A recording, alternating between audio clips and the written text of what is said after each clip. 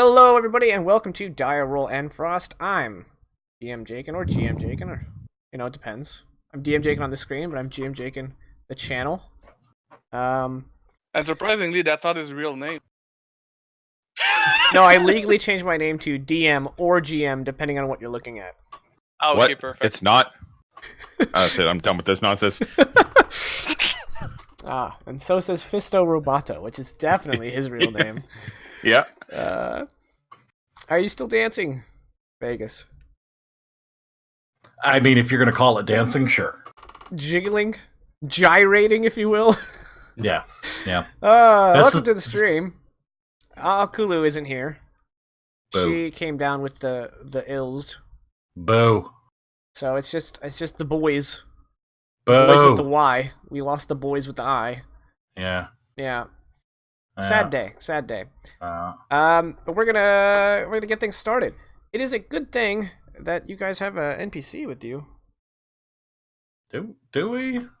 Oh, that's right. You haven't gotten there yet. I mean, technically, we have the captain. He's right, an NPC here. Yeah. So hopefully you guys don't get utterly murdered to these encounters, which I did not adjust for your lack of player, because, fuck it.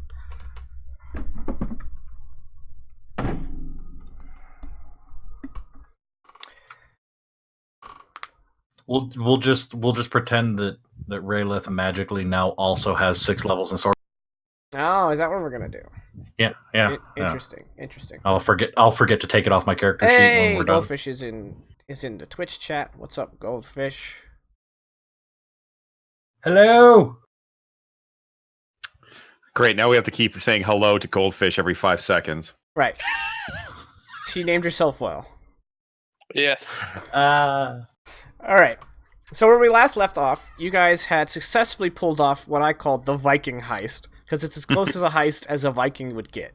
To use a fake siege to do the real siege, to break into a castle to steal their food and their swag. So, with a ship filled with grain and swag, you guys set sail, but you were pursued by Malud folk, which is the neighboring humans and the people you raided. You were pursued by their longships. They outnumbered you. You guys were all battle weary. And your ship was laden with cargo. So it appeared by all signs that the enemy would catch you. The only chance you had to slip them was to enter the narrow waters between the very closely packed islands called the Trailing Isles. However, before entering, you were warned that the sea elves, which have a very specific name. Let's just call them sea elves because I forgot to have my notes open. Because I'm prepared. Oh man, it's deep in there. The sea elves were said to be around those waters, and encountering sea elves is always a... You know what? I just remembered it. It's Del Marais. My notes haven't even loaded up yet, but I remembered it. Yeah, I'm using my noggin. So yeah, the Del Marais patrol those waters. And they are sometimes quite hostile. Sometimes they're not. It's kind of a toss-up.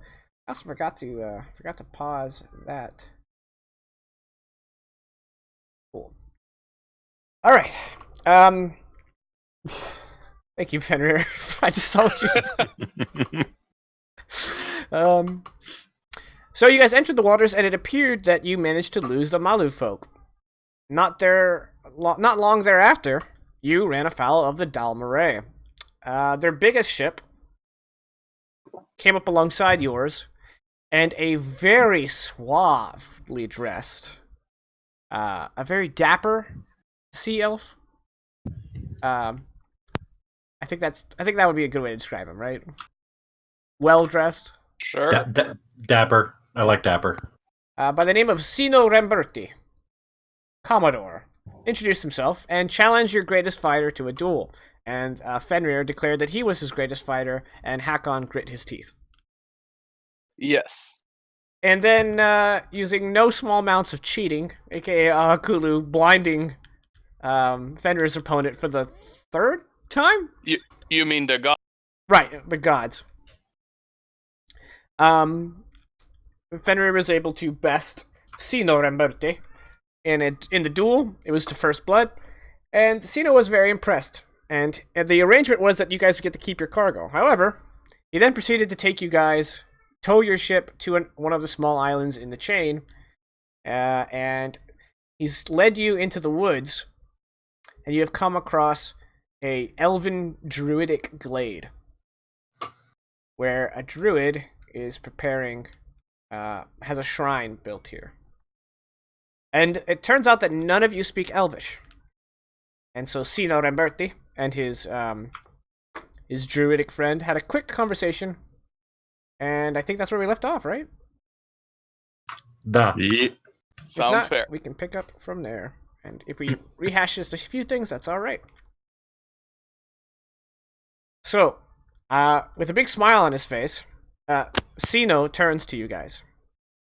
And he says, "How rude of me. This is Ardor de Corvaria, seer and exquisite cook. Mwah! If you have time, you really must try some of his dishes." And Ardor... Are we not going to have time?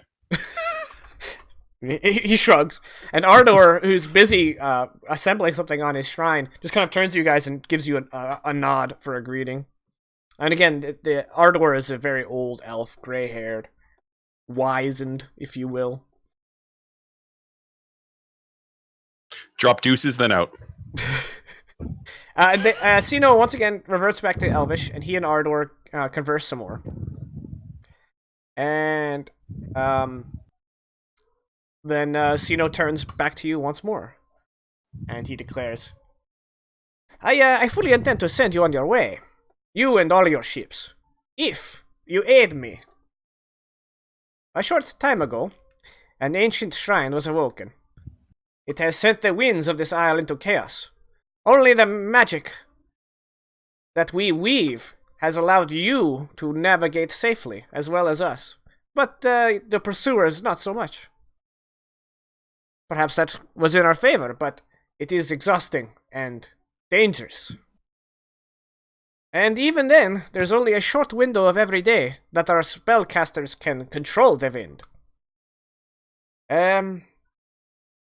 This shrine that has been awakened, it must be quieted. The spirits must be brought to peace. But because it is a shrine of the wind, only 4 individuals from 4 different peoples can summon the spirit to calm it. And as you see, we Dalmaray are homogeneous. Only elf, yeah? And now I see here, we have the Dragonborn, we have the Fierfolk, and we have the human. The 4 of us, we can summon the spirit.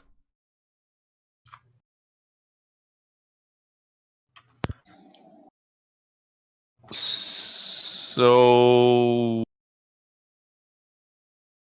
why does it need 4 different people? But It's the ancient magic. I do not speak druidic and all of that nonsense. But Ardor assures me it must be 4 different people. all right. It was fate that we ran across your ships. There's no other explanation. So, It must have been. Yep. I take it then you are helping me. Well, I mean, we don't have much of a choice. He grins, and he's got that one golden tooth. And he's like, yeah, that is the truth. So, sure. I mean, why not? Well, not to look a gift horse in the mouth, but it sounds easy. Yes, it is going to be easy. I like this man's, what do you say, gusto. He has, Well. how you say, certain, it's going to come out very weird. Je ne sais quoi.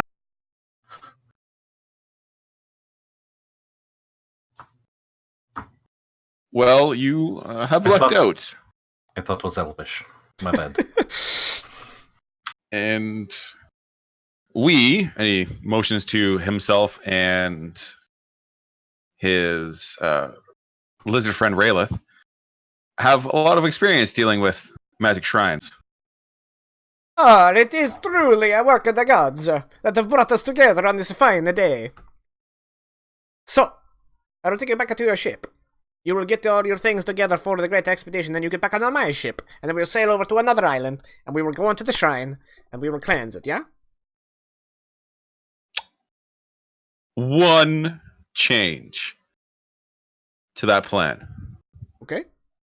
After we get our stuff, I believe I was promised some dishes by Eridor.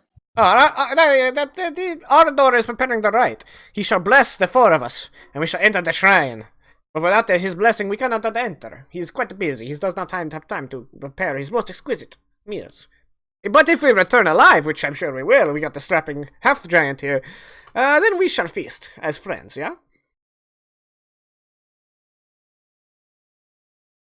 Alright, you drive a hard bargain.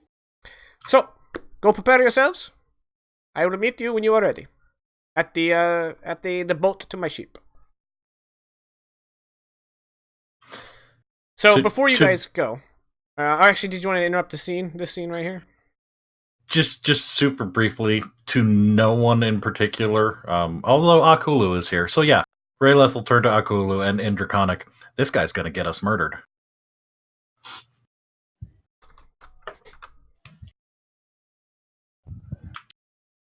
And Akulu would just pat you on the shoulder and be like, "Not me." Wait, how did you get out of this? You and me are trading. This is bullshit. If only they needed two of one kind and then one of all the others. Yeah, no, that's I'm done. Yeah, continue. Rayleth is totally resigned to this at this point. Good. All right, so you guys can go back to your ship and you guys can catch a short rest because I know Fenrir is wounded. Yep. I mean, am I right? a little, yeah. I mean, oh, sorry, a little, just a smidge. While you guys are catching a quick breather and mentally preparing yourself, Kabian is going to approach the three of you, and he says, "My lord, I heard you were going into some possible danger." Yep, just another day in Fenrir's world. Yeah, well, Yofer was bored, and he decided to go through some of the treasure, and he found these. I'm sorry, he what? He was just itemizing a category. Don't worry, my men were watching him. But it's important because he found these, and he holds up a pair of rings, one in each hand. Fenrir will remember that. All right. One of them is a golden band with a large blue crystal that is imprinted into the shape of a brain. The other one is far less gaudy, but is nonetheless inscribed with Sylvan runes.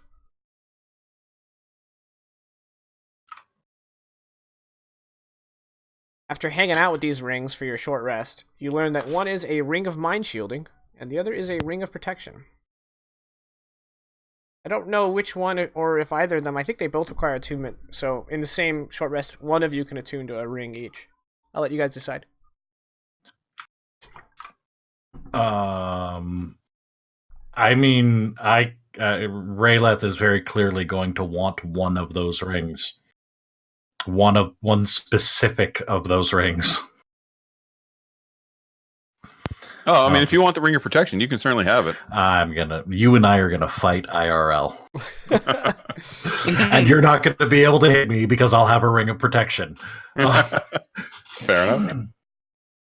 Unless someone else is gonna lay claim to it, Rayleth is gonna totally go full on dragon horde mode. Be like mine.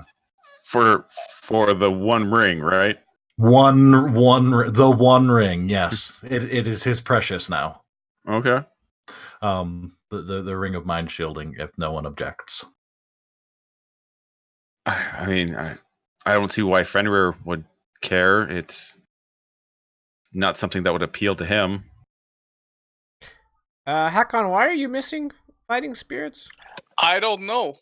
I'm wondering if I forgot to boost it back up at some point. I think you did, because you didn't. The only fight that's happened since your last long rest was Fenrir, mano Yeah. a mano. So you should be at 100%. You should be at Okay. Hundy. I trust you on that. Hondos. But yeah, in my case, Hakon wouldn't mind any of the rings, but he's not personally. He doesn't feel like he's quite part of the group enough where he can step in and be like, "I could use one of these." Like he's just right now, he's just watching.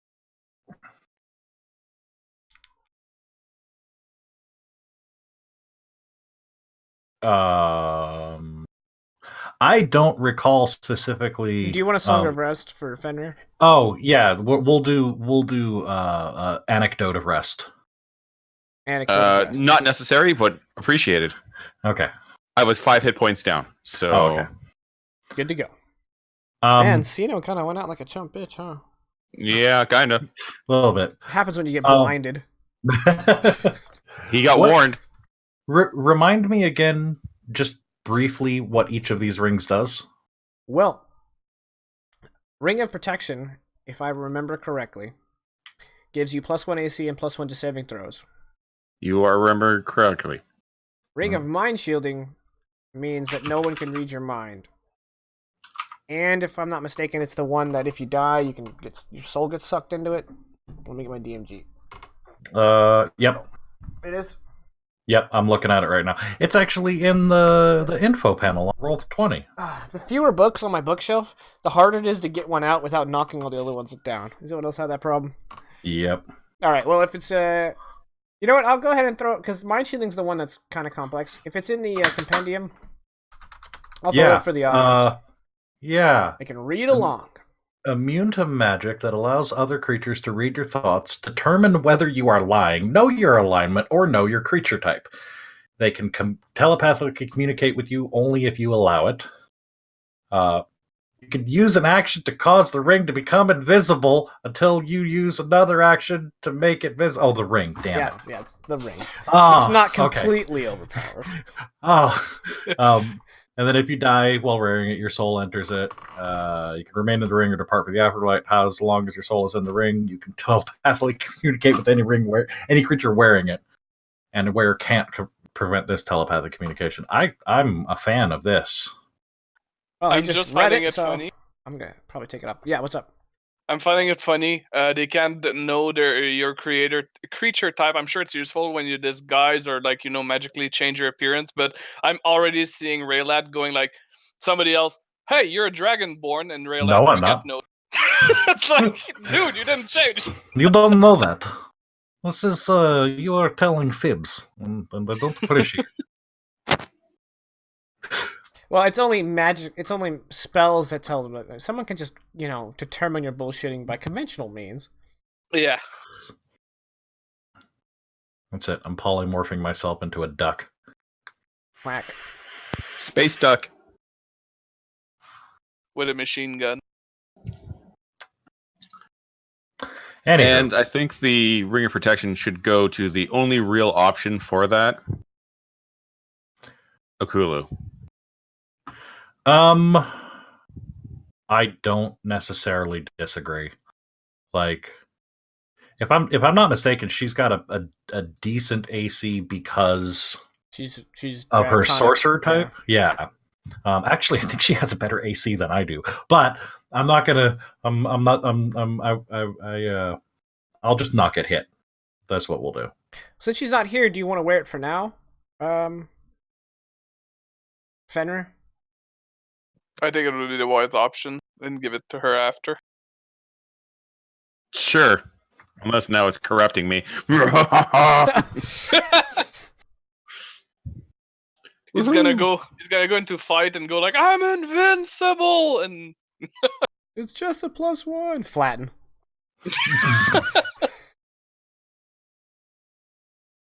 Oh God! Why did you have to mention that, PR? I had completely forgotten about cursed items, so now I don't want this ring anymore. Well, do you have Identify? I don't have Identify. That's not a thing I have, and I'm wearing it, so I don't care. I'll deal with any curses. then he tries to remove. you were screwed as soon as we did the long or short rest attunement, because Yeah. in that attuning thing, that's where it hits you anyway. So we were Mhm. SOL. Yeah. Oh no, it's cursed. Oh no, my fingers are fat. Well, actually, I think it says in the DMG that like magical items will morph to fit their wielder. You're So, ruining if my you- fantasy, and I need you to stop. Sorry. I mean, that would be a curse where it doesn't, and it's made for like a size 6 female. You know, just just can't get it on. I am stealing that curse for one of my games. That's happening. That's my wife's ring size. Random titty. The That's probably- Goliath. The Goliath barbarian is running around with that ring on the end of his His pinky. finger, yeah.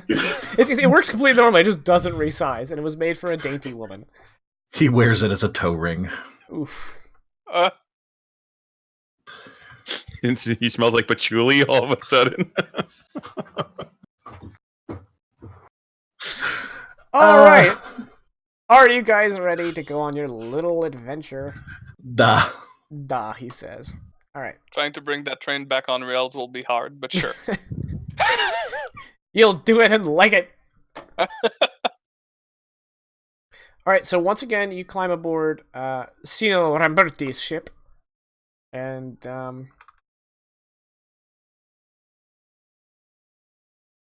just quickly doing something. And he starts sailing towards another island, and basically across the small pass of water. I don't even know what you call that. I guess it's a small strait. Straight. Yeah, but it's an island cluster. So yeah, I guess a small But strait. what if it's curved? Well, then you die. Roll new character. One less annoying, but in real life, roll new character in real life. Oh no. Hell yeah! Hopefully, you get better stats this time. I'm hoping for a better background, personally. What am I doing here? Oh yeah, I wanted to update his token. Maybe this time I won't have int as a dump stat. I wouldn't count on it. All right. That was a fumble, but catch. Yeah, but got him. Yeah. Got him. All right, so all I'm gonna say is F. yeah, on the island the island is a mound covered in evergreen trees, and the mound has a small entrance which you guys will enter. And he says, and as you guys do, Cino says, inside of this pass, there is a buried shrine. And as he's speaking, you guys can feel like really chaotic wind kind of buffeting you guys around. It doesn't knock you off your feet, but it just kind of rocks you a bit as you guys are passing. It's like, as you could see, the wind is it's a bit unstable. So what's your marching order? You can go 2 by 2 abreast. I'm ahead. I'm shocked. I would like to be in the middle or the back, one of the two. Well, there is no middle. There's 4 of us, so you're in the back. And then Fenrir, do you want to take point, or do you want to let your boy Cino? I mean, it's his party. I'll let him have it. He can go in front if he wants to. Yep. All right, is there anything you guys want to do before you guys enter the shrine? Hakon wants to ask a question to Cino. Yeah, absolutely. So he says, you mentioned that with me around, it should be a piece of cake, which I suspect you're not bringing me for my beauty. Thus, what are we expected to find? Well,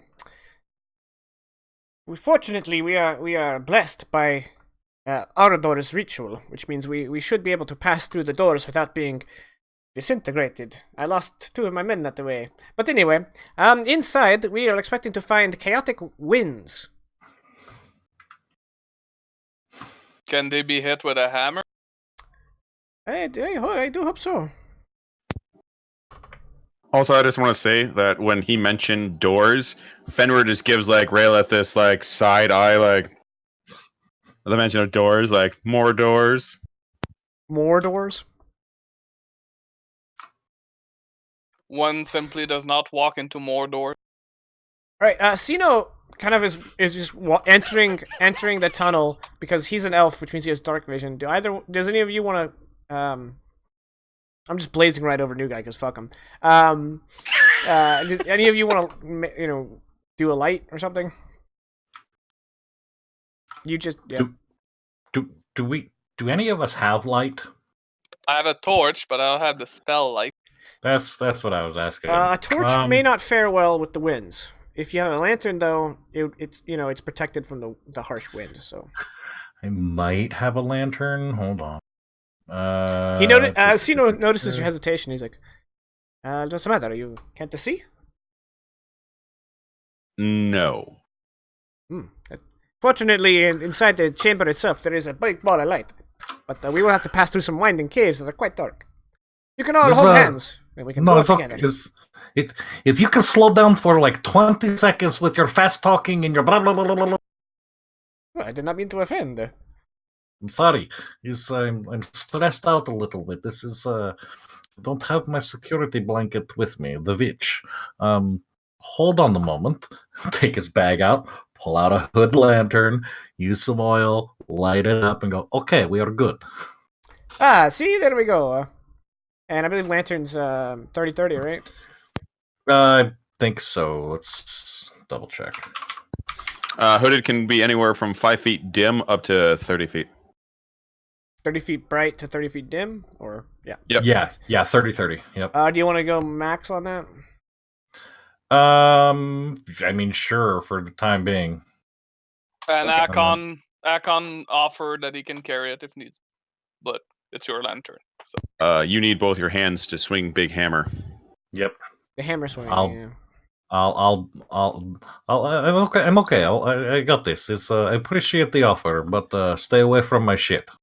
But by the way, when you say that, Fenrir, and say like you need both hands to swing your hammer, you say I have a short sword to my side, and it's actually a long sword, but he calls it a short sword because you can carry it.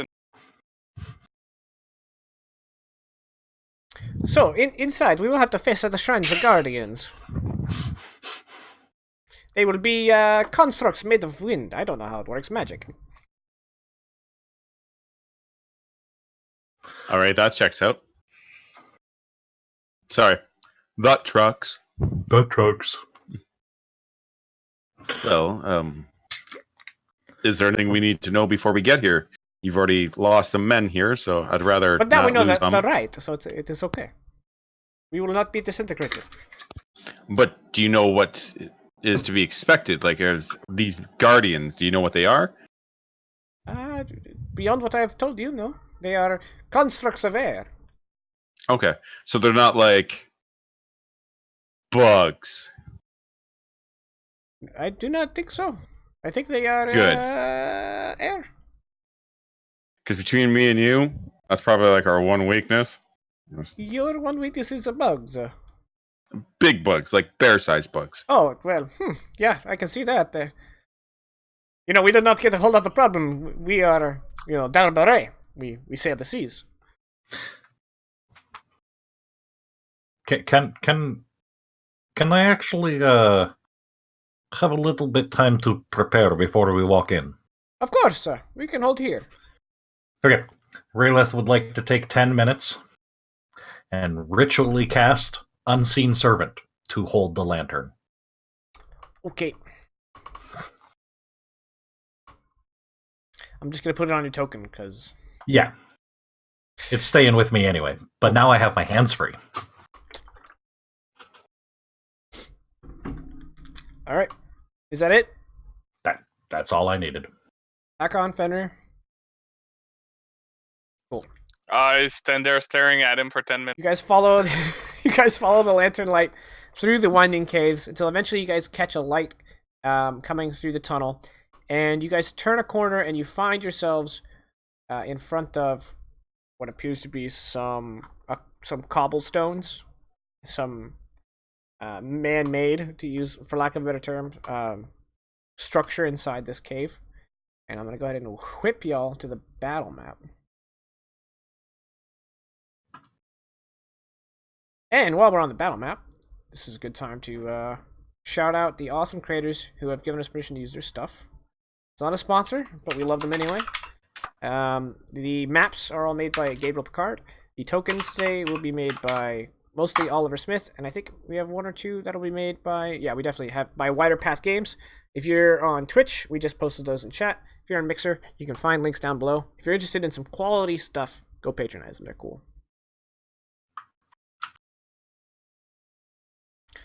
All right, you guys have control of your tokens. It should be on the slightly higher middle, far right side of the map.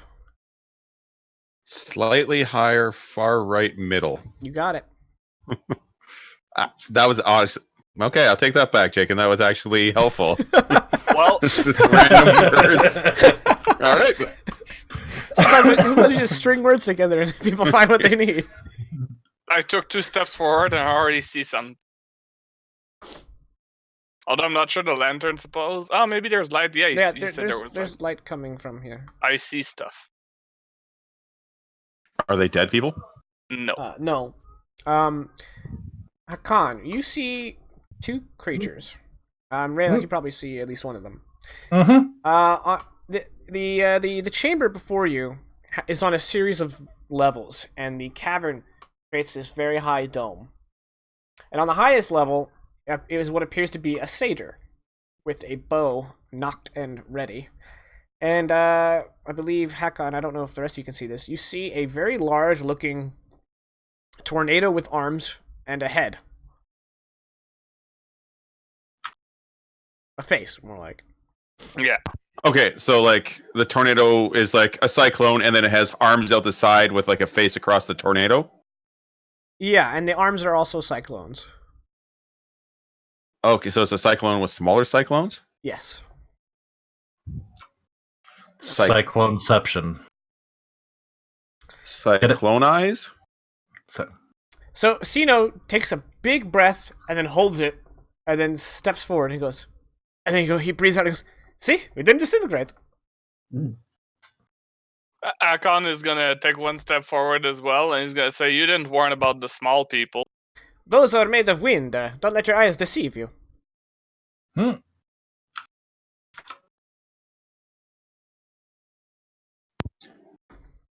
I don't want to alarm anyone, but I really do not want to cross this threshold. I might stay here. While you stay there, the satyrs draw their bows back and aim. Roll initiative, everybody. Son of a bitch!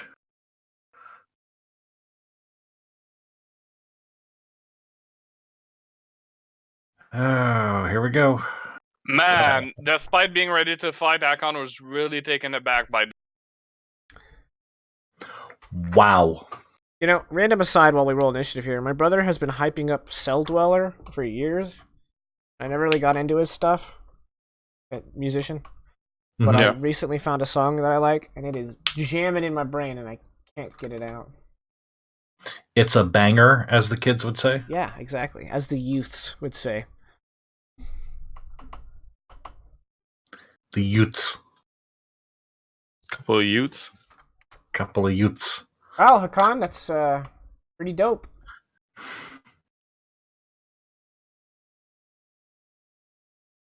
All right. Well, Is the curve? the wind satyrs will get to go first. Oh, so the satyrs are quite clearly made out of air as well? No, not quite clearly, but Cino assures you they're made out of wind. Okay. Alright, the first one in the north is going to shoot at Hakan. He's going to fire his short bow. He's got a +5 to hit.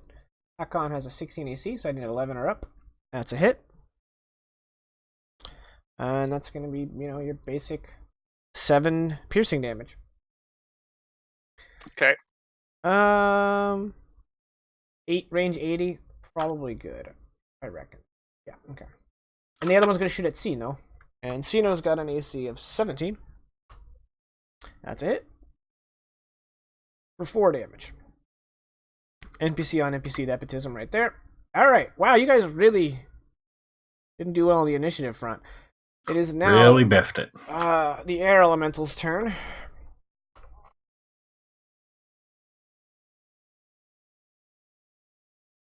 Ooh. That's mighty unfortunate. Raylats was smart not to cross that threshold. The air elemental is going to come rushing over. And once it consumes the 3 people who aren't Raylath, it is going to use its whirlwind. Each creature in the elemental space must make a strength save. That Rip. includes Cino. Cino failed.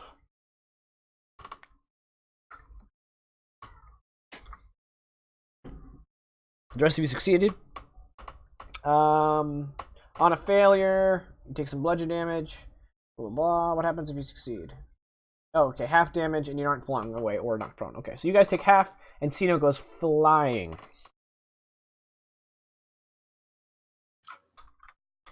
So you guys will take 9 bludgeoning damage. Cino would take the full 19. And he is flung 20 feet away from the elemental in a random direction and is knocked prone. Right, I'm going to roll a d8. 1 is true north. That means he's flown that direction.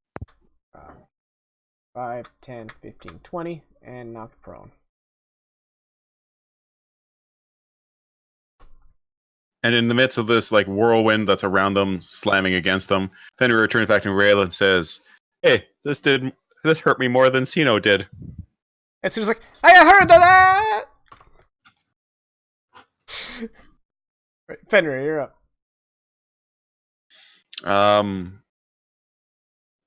Dang it. Is it hard to see this whirlwind that's around us? No. Okay. I just didn't know if it was like fading in and out.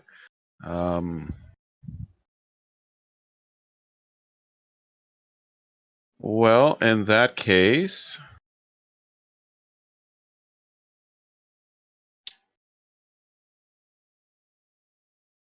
Fenrir, amidst this whirling gale, is going to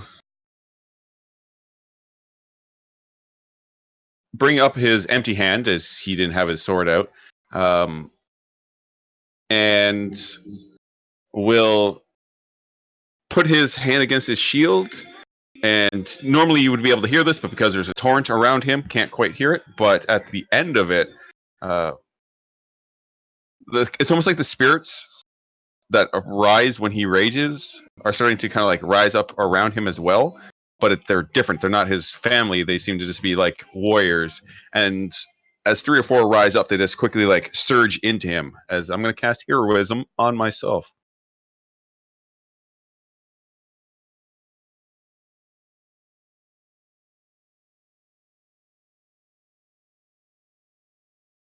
Dope.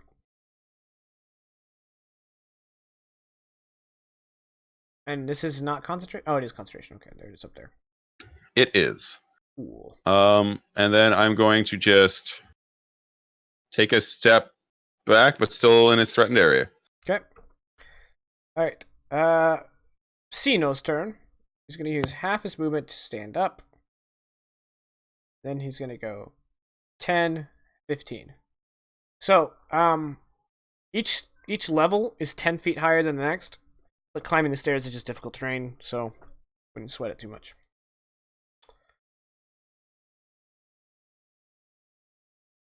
And that's going to be all his movement because he had to stand. So he is going to use his action. No, he's gonna move his action. So because this guy's 10 feet above him, there's no threatening hex. So you can just snug up against him and keep going. So it's gonna be, he's gonna dash 5, 10, 15, 20, 30. All right, and then Raylath, you're up. You are going the wrong way.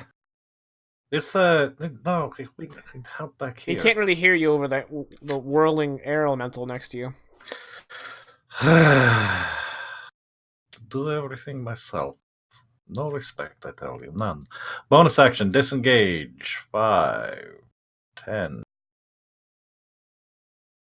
And then from right there, as he draws back, he's gonna pull his short bow out, and this is probably the dumbest thing he's ever done, but he's going to shoot a short bow into an air elemental. Okay, Hakan dies. Roll to see if you hit. Goldfish is throwing shade in the Twitch chat. Yeah, I saw that. 10 to hit. That is a miss. Okay. And we're done. Okay, Hakan, you're up. I'll move one step here. And I'll attack this guy, but first, guess what I'm throwing up? Spirit, Allah fighting. Fighting a spirit, yes. I'm just gonna remove one. So you're drinking Modelo's? Sure. I think Vegas is probably the only one that could have got that one. Is that an age thing? Are we just too young? Does that hit, Jaken? Yes. 22? Because I've completely run out of interesting ways to describe it. He is resistant to non-magical bludgeoning, piercing, and slashing. You don't say that attacking air with a hammer. Oh shit! That rolling that 2 is worth it. Okay, so another 4 damage, which translates to another 2 damage. Cool. And then extra attack, advantage. I get why. Are you reloading it? No, that's 2 3s. I get why air elementals just have resistance and not immunity. But boy, does it not make sense. Just swinging at the air. Well, I guess I'm breaking the current. Like, I'm weakening the current. Do I action surge?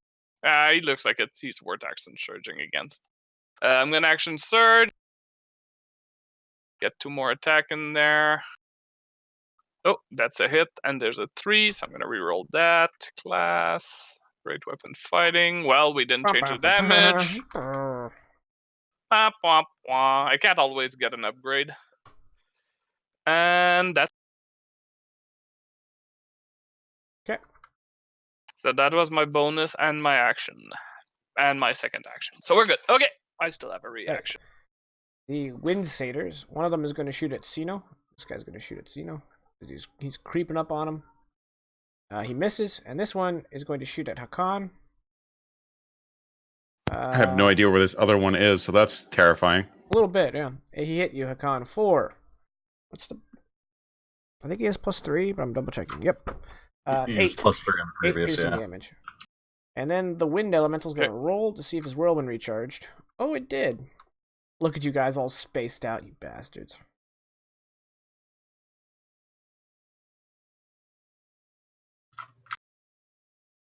Well, since you guys are spaced out, he's just gonna slam and welcome to the jam. Starting with Hakan.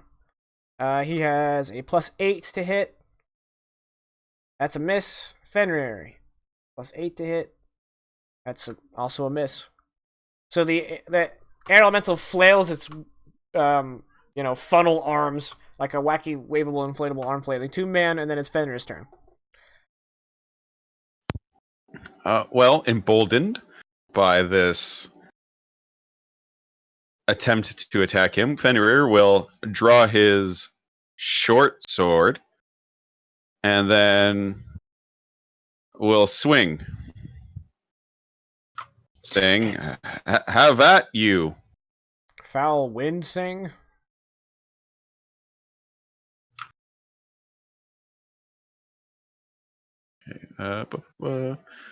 Sorry. And this is just a regular non-raging longsword. Did that not come up?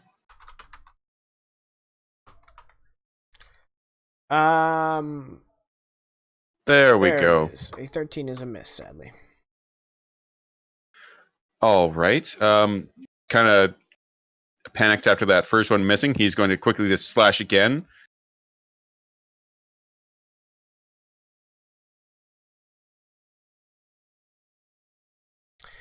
$14 is also not a hit. He's now missed twice. He's just like, that's it. I'm done with air. I have no more use for air. And I will throw in a reactionary shield slam to try and knock it back 5 feet.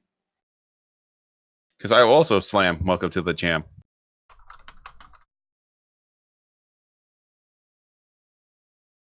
So it needs to make a acrobatics or athletics check opposed by mine. Okay. I will move this air. Okay. It's got a +5, so it got 24. Okay. Oof. I got what you rolled. Unfortunately, that is a failure. So Yeah. All right. So the air is not moved by you. All right. Cino's turn. Unfazed, as some would say. 10, 15, 20, 25, 30.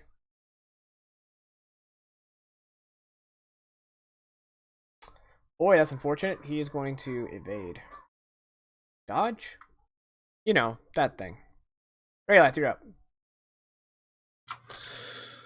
All right. Well, Arrow did nothing.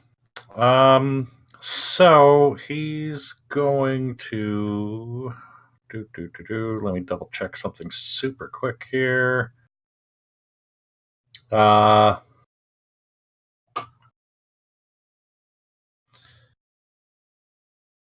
He's gonna stare directly at what he thinks is the face of this air elemental, and whisper to it in Draconic, "I'm going to inhale your entire being and save it for my breath later." And cast Dissonant Whispers at it.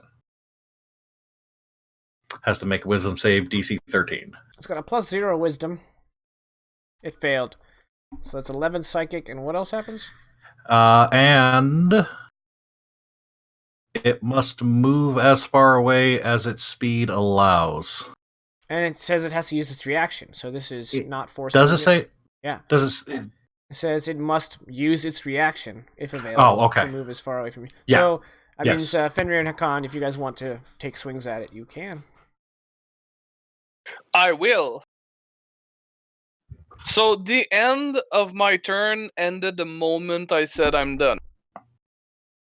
Like, it's not until the start of my next turn that my previous turn ends. Correct. Correct. Damn it. I don't have fighting spirit then, but it's fine. I'll take the hit anyway. Ah, look at that. I didn't need it. Hey, look at that. Max damage on the reroll.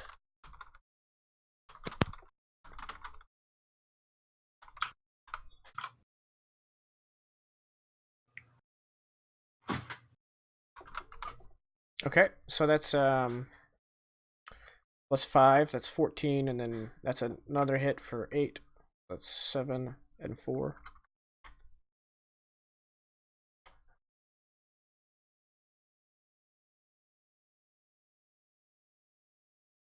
I will not be intimidated. And then, sorry, that's a response to chat. It has to move its full speed. Move as far away from you. Okay, that's rather far. You're welcome.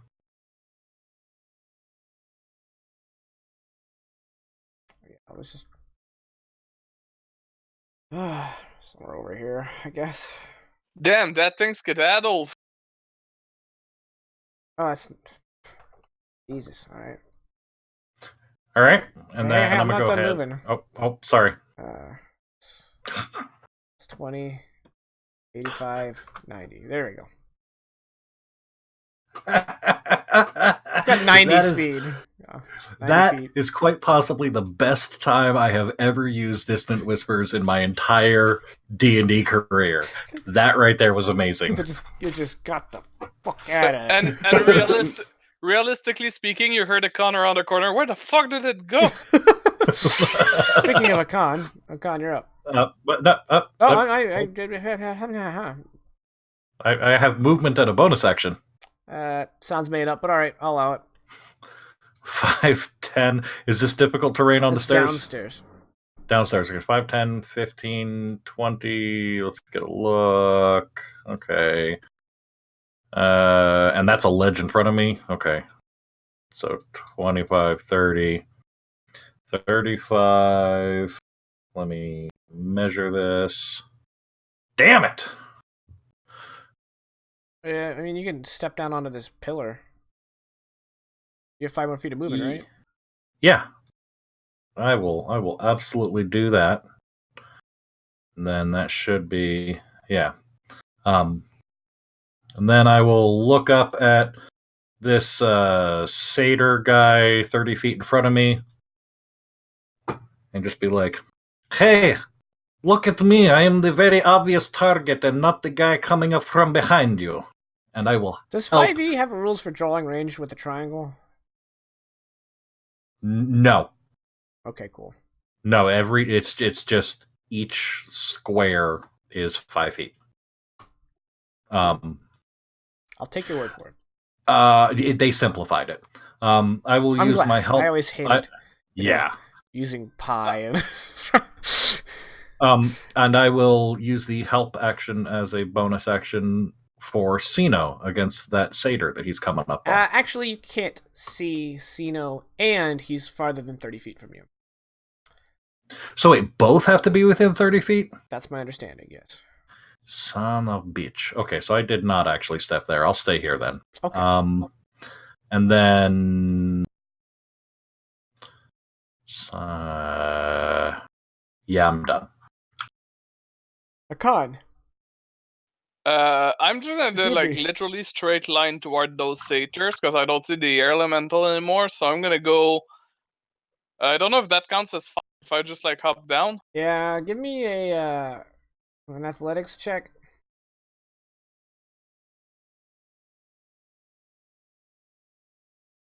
Okay. It was just DC 10. If you had failed, you'd have taken 1d6 fall damage, because that's 10 feet. It's fine. So that's 5 for me, right? 10? Yeah. Yep. And to climb. Well, that's 10 feet of a sheer wall, so you can... It's going to be difficult. It's going to toss you 10 feet of movement. No, sorry, double that, because you're climbing up 10 feet. No. Yeah, no, 10 feet's fine, because you're not starting from the floor. So that's going to cost you 10 feet of movement to try it. Give me an athletics check. Okay. Yeah, alright, you can do it. So 10 feet. I already used 10, so we're at 20, 25 then. Yep. Then 30. Yep.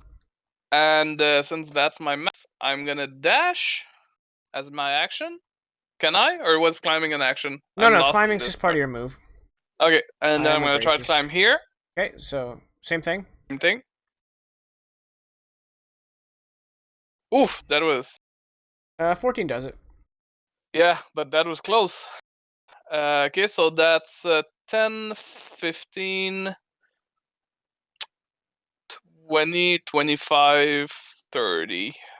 Okay. Can't climb into a square. Well, actually, hold on. I was here, that was nothing. That was 15. That was 20. Damn it! 25. Yeah, I can't climb because I don't have 10. So I'm gonna go... Yeah, I'm gonna go 25, 30. Okay. I don't want to get shot by the other one for no reason. Satyr's turn. This one's going to shoot at Cino with disadvantage. It missed. And the other one is going to shoot at Raylath. Missing. The air elemental. Now pissed. Yep, okay. Son of a bitch. Coming soaring through the air, back to Raylath, with both fists wound back, and when it arrives, just kind of goes boom, boom, right at you. Let's see if it finds purchase with its +8 against your 14. That's a miss. And yes! That's a hit. Damn it! Alright, that's going to be a lot of damage. 14 bludgeoning damage. That was almost half my health. Fenrir, you're up. All right. Well, first things first is he's just going to run down some stairs. And because he's just moved 10 feet, he's going to jump across this chasm, as I can jump up to 18 feet. Oh, you jump right over it. All right, yeah, power. But that still counts. So I mean, that's 20 Yeah. feet of movement, or 25 to land there. And then 30, and then climbing over this thing is difficult terrain. Yeah. No roll, Okay, just a so full train, because it's a not yeah, a it's killer. just 40 feet is where I have to end, which is oof. But just like that, and then getting close to this thing, I'm hoping to make with the slashy and actually be effective. Yeah, the air elemental is actually at level with Rayleth because it hovers. So yeah, Yeah. it's basically just right. You're at eye level with it. Sweet. Hopefully a 22 hits. Nope, I'm just kidding. It hits. It is now wounded. Actually, it was wounded when Rayleth psychicked it. But I don't know how I would describe an air elemental being wounded. There's less of the spinnies. All right. Not as eloquent as some of your other descriptions, but that's definitely fair. And a 15 misses. You know, I've been DMing since 2002. I'm running out of unique ways to say things. A 15 is a hit. Oh, I rolled a 13 and a 14 last Yep. time. That's right. Okay. And then going back to his bread and butter, he is going to attempt to push it 5 feet away with his shield. With a ha! Okay, he has a +5 on his resistance against this. He got an 8. The odds are in your favor. So the only way I can fail is if I roll a 0. Shit, you have a +8? I have +7, but Alright. He is pushed.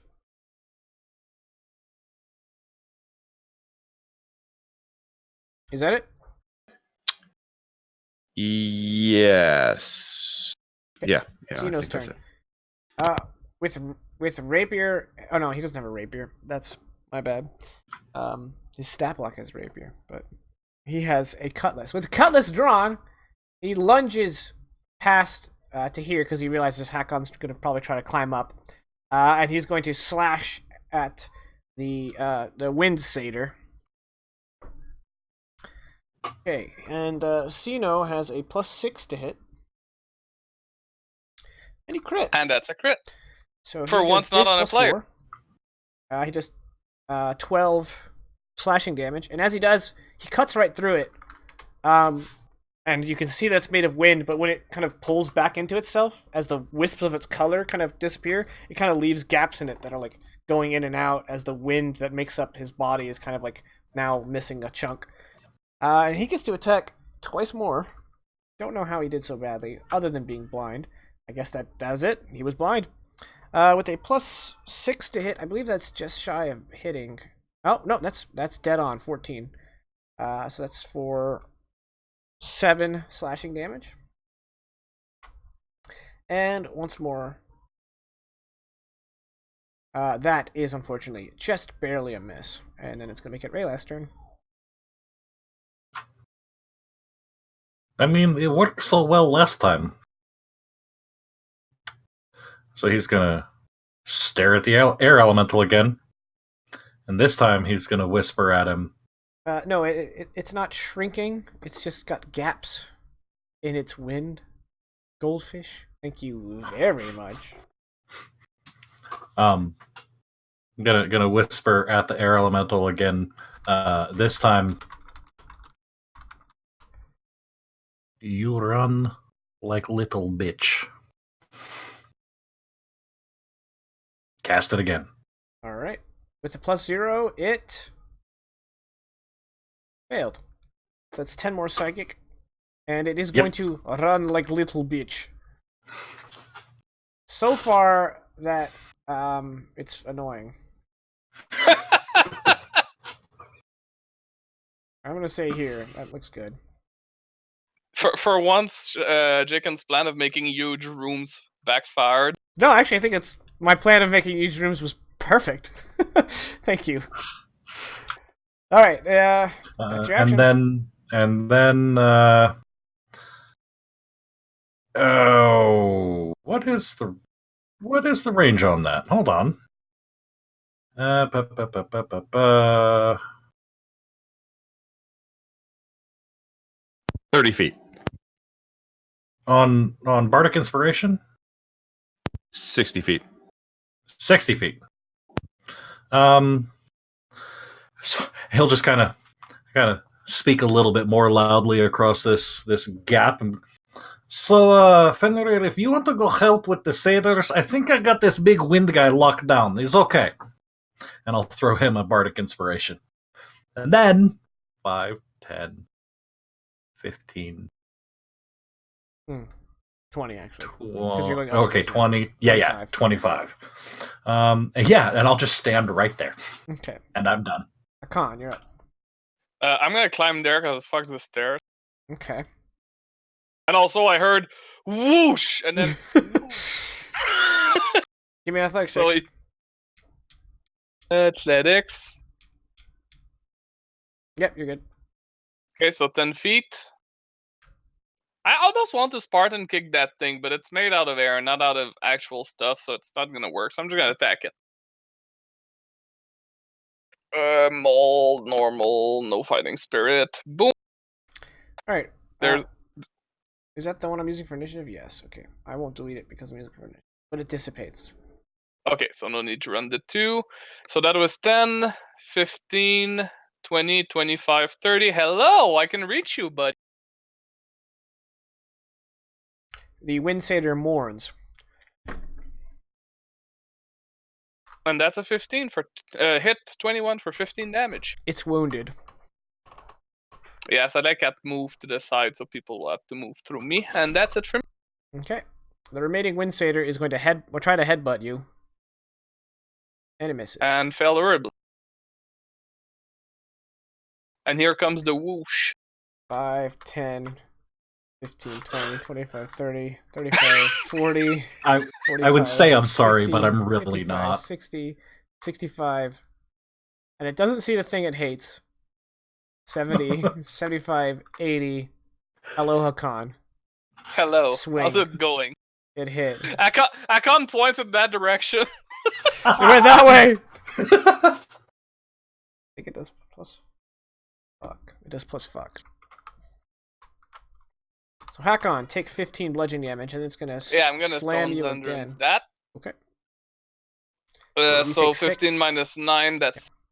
However, it is going to slam you successfully again Yeah. for another 15 damage. Well, I wouldn't be down, but... Oh, yeah! Yeah, I would be down. Yay! I got one more turn. Alright, and then it's Fenrir's turn. All right. Seeing as he is invigorated by the awesome. There's a lot of background noise.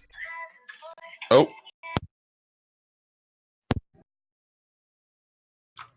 Try that again. That one's also a banger.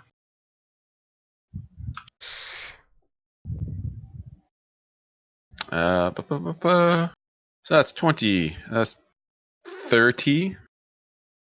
Get into this. 35. And 40. And then double move. I'll just do it this way.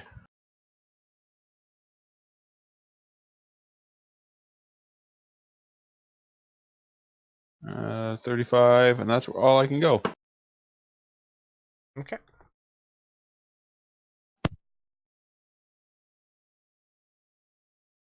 Cino's turn.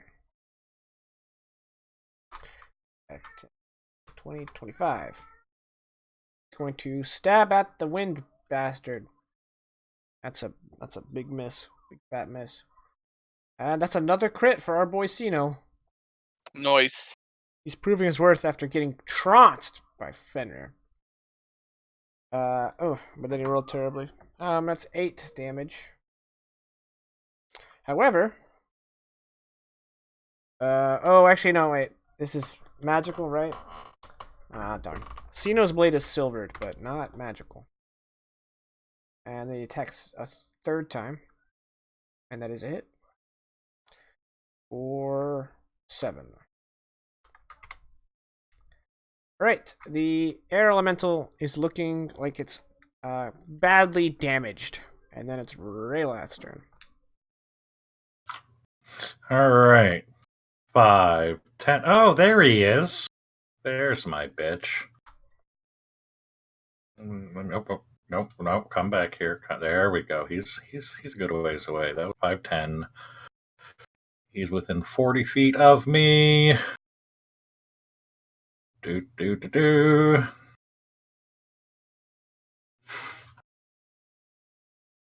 You you are very, very poor guardian.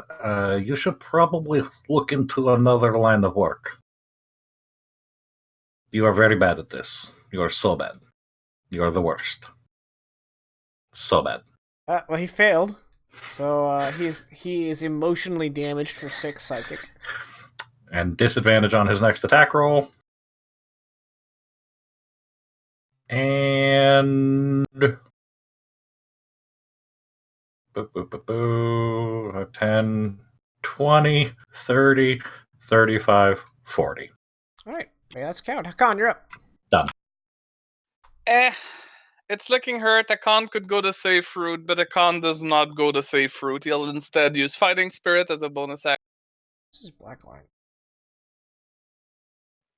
And I will just attack. But first I'm going to add 5 temporary HP as if it matters. I'm going to remove 1 Fighting Spirit. And I'm going to swing. 17 for 12. Hold on, there's a 2 in there. Gonna re-roll it? Yeah, for another 2, so it didn't matter. Okay, this thing is now near dissipation. But it's good because I got 3 more attacks for him. 3 more? Did you cheat? Oh no, 2 more. 1 more. That one. Okay. I forgot I used my action surge. Yep. Alright, it's still standing. Burly. Yeah, that's what I was afraid of. So good night everybody, but it was fun knowing you. I tried. It does have disadvantage on its next attack roll, so. Yeah, but it's got 2. And also, the satyr's gonna try to headbutt you. That's fine, I'm not worried. 13? I got 16. Okay. The air elemental is actually going to first turn to Cino, because Cino kind of Becky-Reckied him, and then attack with disadvantage. So Cino's gonna get that hit. didn't matter. How dare you? Yeah, so that's a 27 on either die. Cino gets a hit only for a 9, and then it's gonna turn to Hakan and swing. And hit. I have a chance at surviving. I have to roll snake eyes. I didn't. Nope. Hakan is unconscious. Hakan is conscious. And then Fenrir, you're up. All right, back to just like we cut to like this crazy battle going on that cuts over to Fenrir going upstairs. Cuts back to the crazy battle, back to Fenrir going upstairs.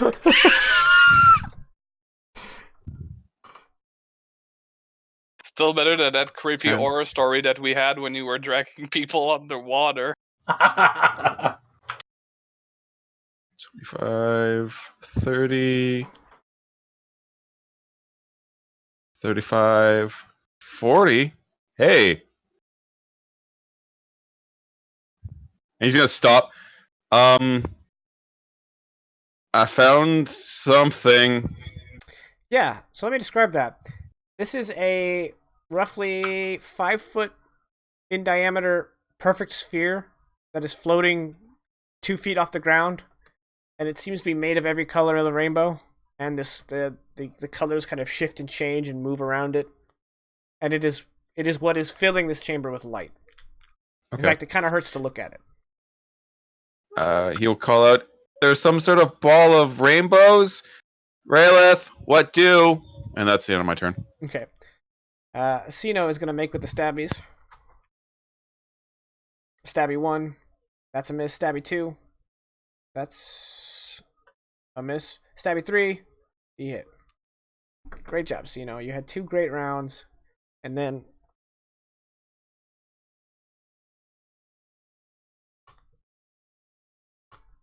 You couldn't have rolled 1 more?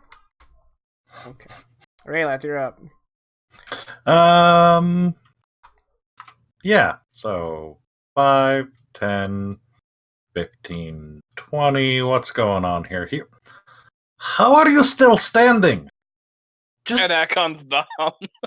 Just go away. Like nobody here like you. I hear these theaters talking behind your back when you are not looking. Like you're very awkward and you invade people's personal space. I watched it happen. You are a bad person. All right. If it gets a fail instead. Cool, it got a fail instead. Holy shit! It worked. Do note that that's the last thing he heard. That's the last thing he heard. Nobody likes you, and then he vanishes. And I need to double check. How often does Vicious Mockery get the killing blow? At least once. Fenrir, remind me range on Healing Word. That is also 60 feet. Yeah. Oh, look at that! And I have a bonus action left. And then he'll notice the con down and not moving, so it's probably not intentional. And he'll yell across the distance, "You lazy son of a bitch, get up!" Oops, that was spell info. That wasn't cast spell. There we go. 4 hit points. Hanging by a thread. All right, Hakan. Raylath, you done? It was 20, 30, 35, 40. All right, Hakan, you're up. I assume you want to stand with half your movement. Yeah, stand up and smash. Smash and smash? Yeah, do I need to reroll that too, or is he dead? He's not dead. I'll reroll that too then. He is very near death. He is no longer near death. Did he heal? Get out. All right, and the last elemental fades from this world.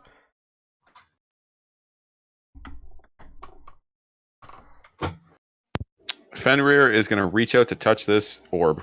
And Cino goes, wait! God. We need all 4 of us here.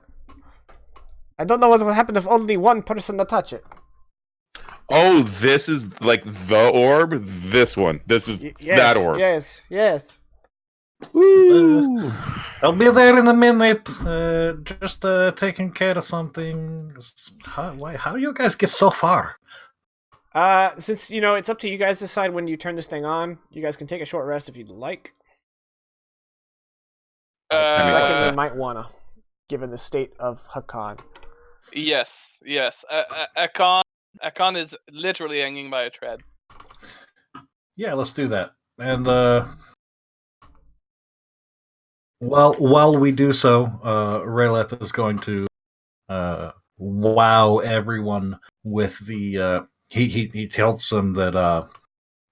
So this ring, it also let me see into the fears of those that I am combating, and that air elemental was scared shit. I mean, granted, air elementals do not have shit to begin with, but he was scared shitless of me the entire. So he'll regale them with the story of how amazing he was in dealing with that air elemental, so that everyone gets anecdote of rest. Anecdote of rest, cool. You know what, Cino, they don't really have rules for NPCs doing it, but they do have hit dice, so fuck it. He's also gonna heal up. 1. He's got +1 con. How much do we get from the 3. thing? You roll 1 a d6. 4. So that's 10. I'm going to roll 1 more. Perfect. Ooh. Wow. Really glad I'm not. If I were the player right now, I'd be real peeved at how pathetic these rolls have been. I've lost track. I think I'm up to 5.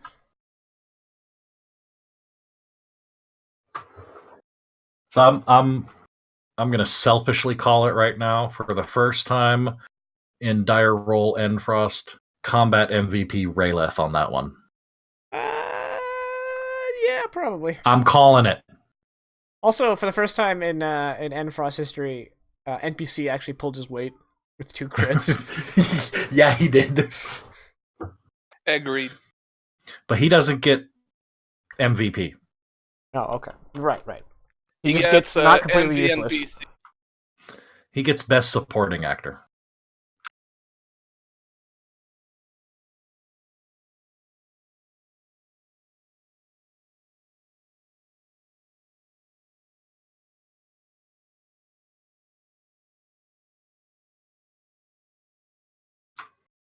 So how about that local semi-professional sports franchise, eh? I hear they have a rousing victory against regional rivals recently. And that was unintentional alliteration. I'm sure. Yes, I've also heard great things about their star player number 44. He's looking good this season. I don't know if he have same performance as last season, but I mean that is going to be very hard to do.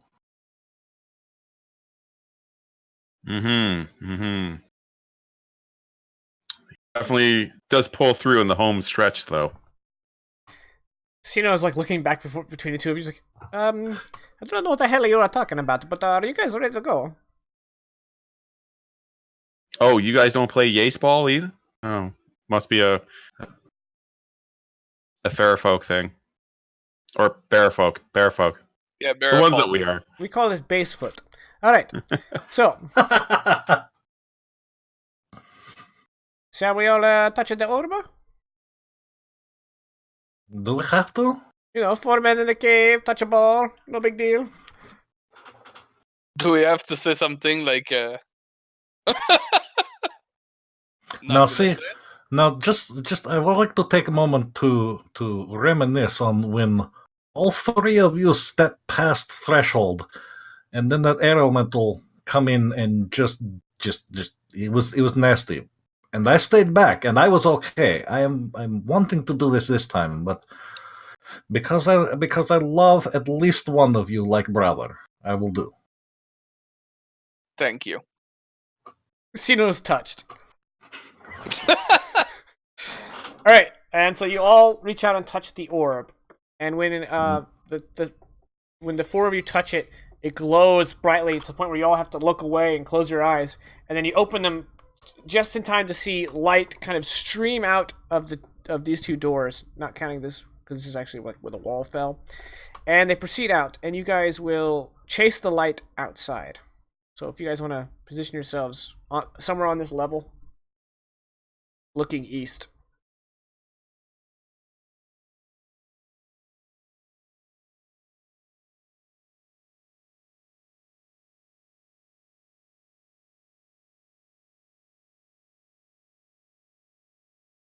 At the bottom of those foot of stairs, 20 feet below you, a large humanoid figure appears. It looks like a very well-built male shape of a humanoid. Its skin changes between light blue and then dark blue, purple, and red kind of like move around it, much like the orb, but in a smaller capacity.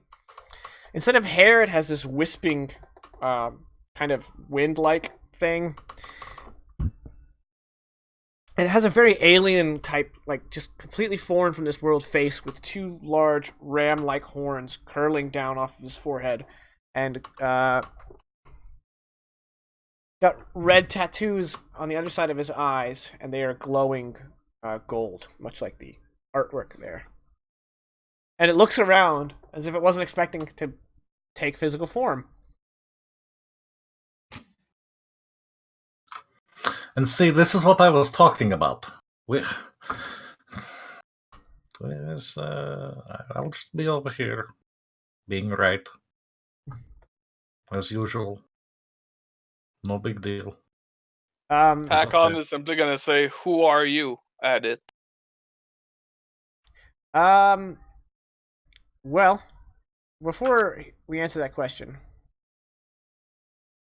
would Fenrir like to give me a religion check? Sure. Because we all know he's Just very religious. Yep. Just want to make sure that was obviously a religion check. I'm not changing anything about it. Cool. I was just buying myself time. Okay. If only we He had said, some sort of needing more priest time. or cleric, you know. All right. All right. Fenrir, you have no idea what this is. Cool. But Cino will say, it's not what I expected. And then upon being questioned, the being will look towards the group. And it'll speak. And when it speaks in Northman, Celestial, Elvish, Giant, and Sylvan all at once. It all speaks with all the words on top of each other, and everyone hears their native tongue, or whichever tongue they can hear, because he doesn't speak Draconic. Sorry. I feel singled out. And it says, 3 seals are broken. The balance is lost. And it kind of rears back and roars. And Cino, looking to his left with a panic, is like, well, if the legend is true, we must defeat the spirit in order to... We must defeat its physical form in order to pacify it. But this is not an air spirit. Regardless, we have come here to do a job. Into the fray! He once again draws his cutlass. Initiative. I mean, we can't talk to it. I mean, it can be defeated with. It's fine. Apparently, the fact that Akon's answer was not answered makes him very slow at combat. He's like, but wait, he hasn't told us yet.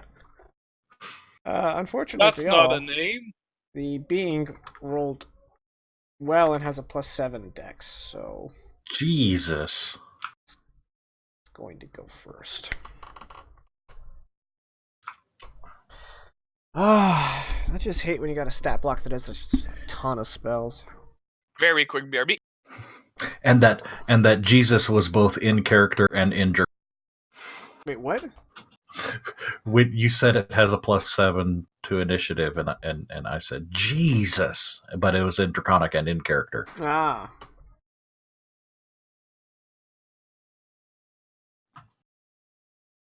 Yeah, that's what I want to do. Well, that dropped. Good thing I don't need it. It's going to extend its hand and cast Sunbeam.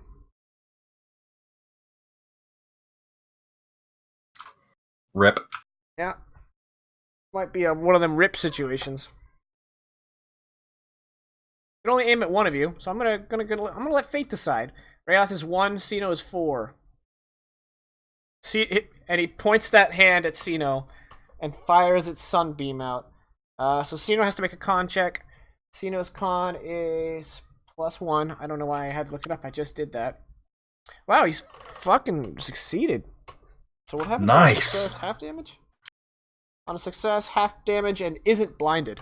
Dope. Thank God he would have been tired of being black. He's like, oh no, the gods again! So this beam of sunlight just shoots out of this thing's hand and washes over Cino as he ducks underneath it like, oh my. Singed, but no worse for wear.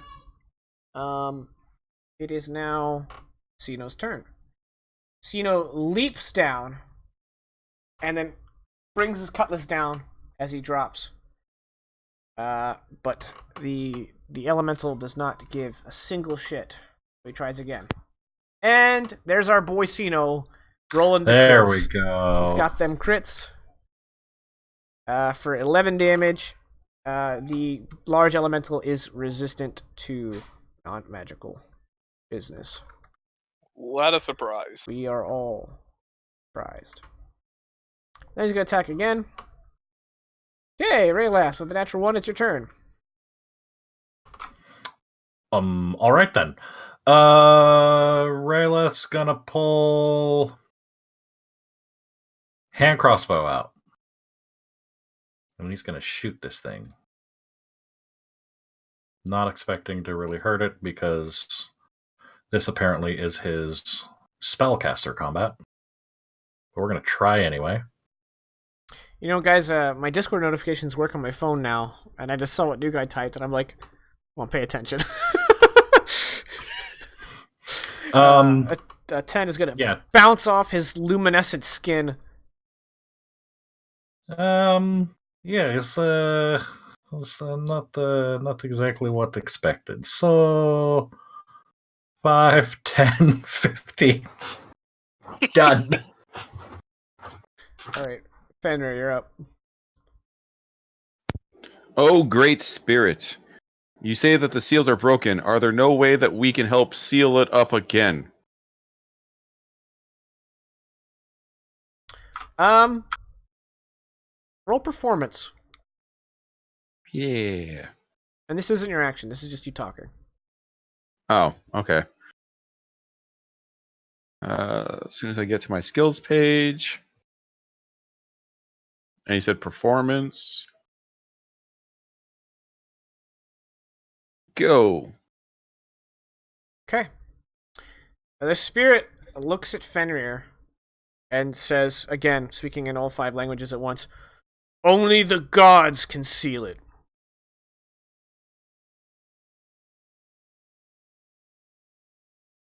What about someone chosen by the gods?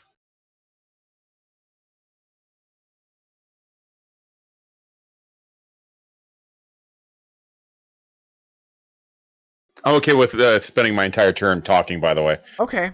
Well, this thing is enraged. I just let you get Mhm. that answer because you rolled really well on performance. But it is once again succumbed by rage, and it will not answer you. All right. Hakan, get him. Well, Hakan, get him. Well, that was actually gonna be Akon like grabs his hammer, ready to go. Then Fenrir speaks. Akon looks at him, and then like Fenrir just makes a motion of like go, so Akon just jumps down. But he learned his lesson about AOE and spacing, so he's gonna go like this and this, and he's gonna attack this. And since he does not expect to be standing for very long, I'm gonna go all out. So Fighting Spirit is cast, my last charge of it. And depending on how it looks, maybe action surge, but we'll see. Oh, I need to make a concentration check for the big scary thing check. Okay, cool. That is a hit. Okay, there's nothing to reroll. Another attack with advantage. Oof. 13 does not hit. Yeah. Bounces off of his luminescent skin with no harm. I'm assuming it doesn't hurt very hurt. It does not look very hurt at all. Action surge, why the fuck not? Fighters and warlocks just need a short rest, and then they beat the shit out of everything. Ding! You want to reroll that too? Yes, if it hits, and I'm assuming it did that. Game, come on! I know I can't ask it for every time, but please. I'm gonna reroll that too as well. There you go. And that is it. Its turn. It's going to step here. Hakan, you want to use your reaction? Certainly. Sadly, I don't get Fighting Spirit for that one. I'm so sad. It should allow it for reaction attacks. Didn't matter. A hit. A fine hit. Alright, as Hakan swipes at it, it puts one leg halfway up the staircase and then leans, and as it does, the light shimmering in the palm of his right hand, it sort of like throws it, and it just kind of gets automatically pushed into his other palm as he lines up another sunbeam. But before that, I probably roll some concentration checks because you hit him, a whole bunch of times. Yes. 1, 2, 3. Boop. Boop. Yep, that's saved. And boop. That did not. Oh, actually, okay. So it actually does not use Sunbeam. So I probably shouldn't have moved. But I did. Actually, no, it was it moving that made it lose Sunbeam. So you swiping at it made it lose its concentration. So it was originally going to Sunbeam both Cino and Fenrir. But now, it can't. So instead, it's going to Scorching Ray the 3 people it can see. Sorry, not sorry. I believe Scorching Ray is an Take attack. that disadvantage. Why? Oh well, you're making ranged attacks. Oh, it's someone at 5 feet of them. Yeah, and it is a separate attack roll for each. Okay, yeah. So let's go ahead and do disadvantage. It's got a +7 to hit. We'll start with Cino. That is a miss. Next is Fenrir. It needs an 8 on its lowest die to hit you. Nope. And then Hakan. Yes. Hakan, you take Why me? 6 fire damage. I take 1 because I remove my temporary HP. Here you go. You know, now that I've cast Scorching Ray at disadvantage, I keep looking down at the stat block and I see its melee attack. I'm like, I'll just do that. Alright, Cino, you're up, bud. Maybe if your last swipe. turn, bud. Swipe. Swipe. There we go. For 4 damage. Man, swiper, no 5 swiping.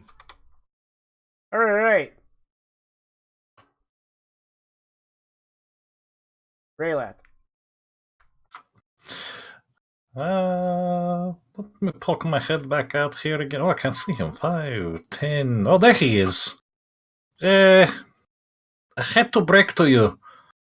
But, ooh, no, he's gonna switch to Draconic for this. I hate to break it to you, pal, but, your gods aren't gods. You've got nothing.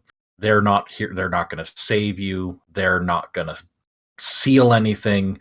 You are woefully, sadly, and very, very much completely alone. And Fenrir will add a yeah, and then he will say the draconic word for barrel.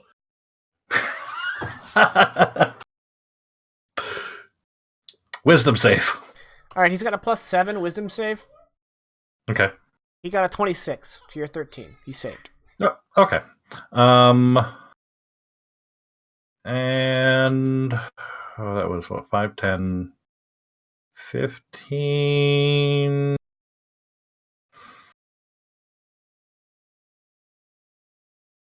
Yeah, no, 20, 25, 30. Done. He's like, no, I'm out. Fenrir, you're up.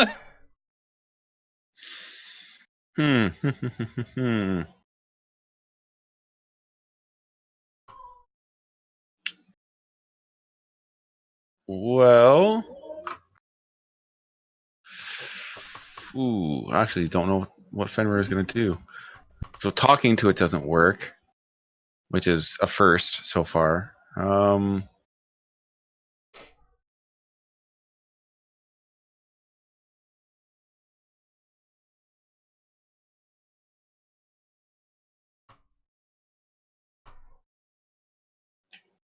So Fenrir is going to just look at this creature and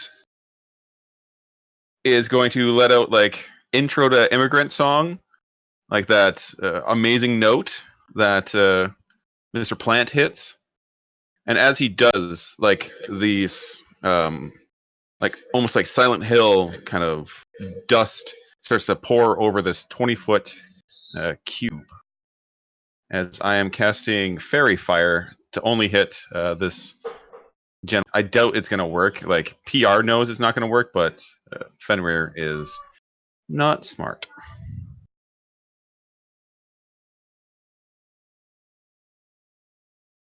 I mean, there's a what, like 40% chance gonna work? Alright, he has a +10 dex save. Oh, never mind. There's like a 20% chance, not even. Yeah, so you got a 23 to your 14, so he just gets out of the way of that. All right. Cool. Just want to give you more light because you seem to like light. Yeah. Are you done? That's action for bonus action. For bonus action, he's gonna look down and be like, new friend. I think you got this. And he's gonna give him the double gun, well, singular gun, as he has like a sword in hand. And Cino is gonna get a bardic inspiration. Cino's got a bardic inspiration. I'm gonna put a thing on him so I remember. What's a good bardic inspiration Picture. So many pictures, yet so little use for them. There's the one that looks like the guy's like shouting up and it has like the things coming out of his mouth. I usually use that for fear, because he's holding Okay. his head. Oh, I guess so. Yeah, I'm gonna just do like this inverted flag. Yeah, cool. Because it's just because you're using it on an NPC. Yeah. So I just need something to remind myself. Are you done? Yes. All right, Hakan, you're up. Akon, since he hates stairs, is just gonna jump down here, and as he comes down, he's gonna try to bring his hammer down on this. You're gonna bring the hammer down. Yes. Oof. I don't think a 14's a hit.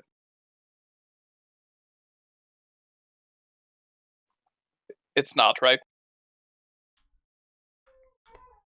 Well, anyway, while Jacon's doing this, I'm gonna move a few more, and I'm gonna go for the legs a second time. Oh, a 14 is a miss. Sorry. And again, a 14, so apparently he's too big to hit. No, you're hitting him. You're just not penetrating his Yeah. glowing skin. Too bad, because there were some solid hits. Anyway, Alright. that's my turn. The creature straightens up and opens up its hands and casts Blur. Cino, you're up. Cino. Okay. Thank you. Now I will swing on my cutlass at him. He's got disadvantage. He's got a plus something. Plus 6. Okay. Second attack. Third attack. That's actually gonna hit. He hit it on the nose. 17. It's both of his dice rolled on 11. So that he's gonna hit for 10 damage. So concentration check. He does have a plus. Oh, he only has a plus 3 con save. Okay, well 21 is gonna do it.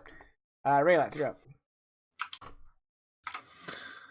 5, 10, 15. Why is he vibrating so much?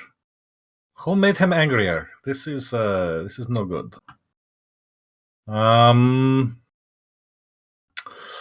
Oh, my spells are pretty much out at this point because he's just gonna resist them like there's no get out. I still got my hand crossbow out. Let's shoot him with disadvantage.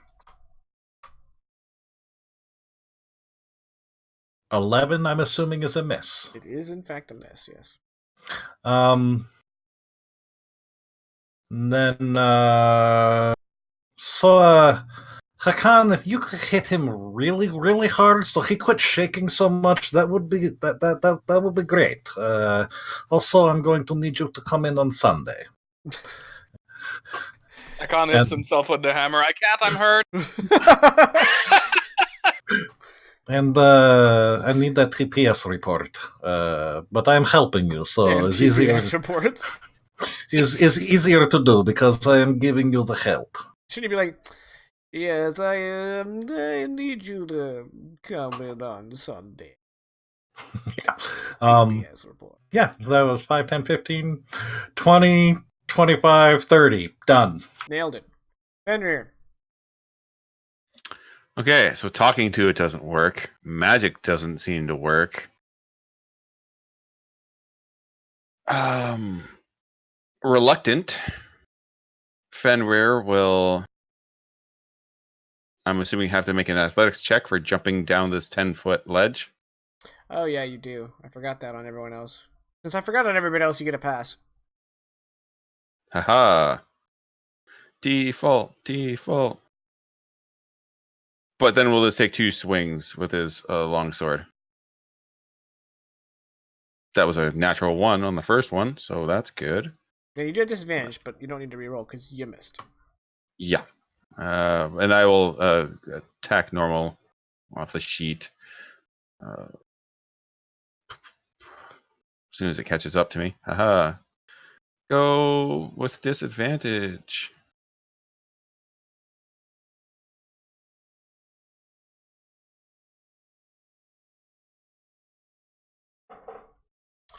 Yeah. Close, but no Yeah, cigar. you strike him, but it doesn't penetrate his glowing skin. You want to try a shield bash or? Sure. I'll attempt to knock him prone. Okay. He has a +7 dex, so So he's gonna use athletics, right? he's got a +0 athletics. That's why he should use athletics. Got it. He got a 10. Oh my god. And Oh Fender my got a god! 17. Do you want to push him or knock him prone? Knock him prone, please. Wise. All right. You done? That's my bonus. That's not most of, but that's 10 feet of my movement. Yeah, we're good. Okay. Hakan, you're up. Okay, so now if I attack him with help, does my first attack gets advantage? Because I get double advantage, Is that how it works? It doesn't stack. Okay, so You it would have be a advantage normal and attack. you have disadvantage, so it's just a normal attack regardless. Aww, Yeah. this game is stupid. The creature leaps back up and slaps Hakan into another game system. Well, not before he gets fucking destroyed by that hammer hit. It was a pretty good hammer hit. Let me roll concentration on the blur. Not that it matters for you. Okay, he's well concentrated. And another solid hit. You gonna reroll that too? Although there's a 2 in there, so I'm gonna re-roll that. For an additional 1. Okay. Which divided by 2 means nothing! But it's fine, I'll take it. And blur ends. Hey! I did it, Raylat! Alright. Thank you. I appreciate you very much. The creature lumberously crawls to his feet and has decided he's going to go on the offensive. He just reaches out to touch Hakan. He has a +10 to hit. I need an adult.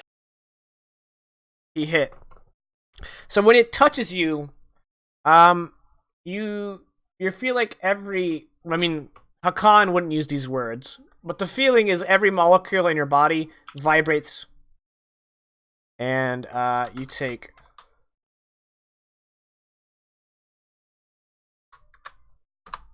28 radiant damage. Well, obviously I'm gonna stone endurance that. And you need to make a wisdom save. Okay, so You take I'll 17. take 17, which is way better. And you said a wisdom? Yeah, a wisdom save. Yeah, that's not good. Alright, you are stunned. Yeah, I figured. How many turns? Till the start of his next turn. Okay, so it's not that bad. It's still bad, but it's not ridiculous. And then, with his other hand, he reaches over and he's going to try to touch Cino. Hey, what? With his other hand, he's going to touch Cino. Yeah, Okay. you cut out at the Oh, sorry. whoever you were targeting. So Right at he Cino. hit. Cino takes 36 radiant damage. Cino's now badly injured, and he's going to make a wisdom save. Oop, he's also stunned. Alright, Raylath, you're up. 5, 10, 50. Oh, shit. Ugh. Oh, but he's not blurred anymore. Okay, No, he's so that's no longer good. blurred.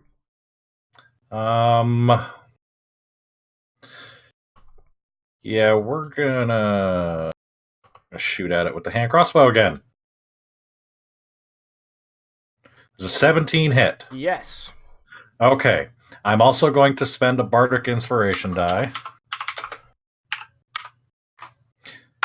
to do 8 psychic damage on top of that 15. Alright. He is immune to psychic damage. Son of a bitch. Okay. However, It's like- your crossbow bolt has wounded him. He is now wounded. Okay, I'm kind of out of things to do up here, so... До свидания. Alright, Fender, you're up. Yep. But then to you too. Doobie doobie to you too. Yeah. All right. I mean, it's giving him no option, so he will give him no quarrel. Actually, that's a lie. He's going to give him a big quarrel.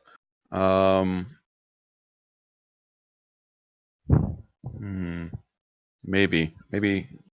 Yeah, screw it. As was mentioned earlier, YOLO swag 420. So two long swords swings coming at this guy. Short longsword. Longsword. Short long swords. Yeah. No longer blurred, so that's a miss, unfortunately. Yep. I don't need blur to miss. Thank you. Thank you very much.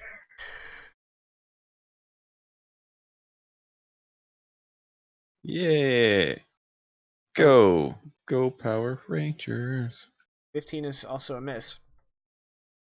All part of his plan. Oof. But missing, he's just like ha ha ha, and then this reaction, not reaction, bonus action, slam shield, trying to knock him prone with a. You got a 17. I can do this all day. Captain Suderhoffen. Yeah, I've got a 15, Okay. which is not greater than 17. Yeah. All right, so his turn. Y'all are no longer stunned. However, he is just going to cast Blur on himself again. Cino's turn. Cino is going to swing Bada Bada. That is 12. Nah. Swing Bada Bada. That's also a 12. Swing Bada Bada. It's a 16. He's going to use his Bardic Inspiration to hit. And then he swings for 6 damage. Means he's got to make a con save, which he barely succeeded. Yep, barely. Bardic Inspiration is gone. Raylath, you're up. My bot just outed Goldfish. She hasn't been watching as much as she says.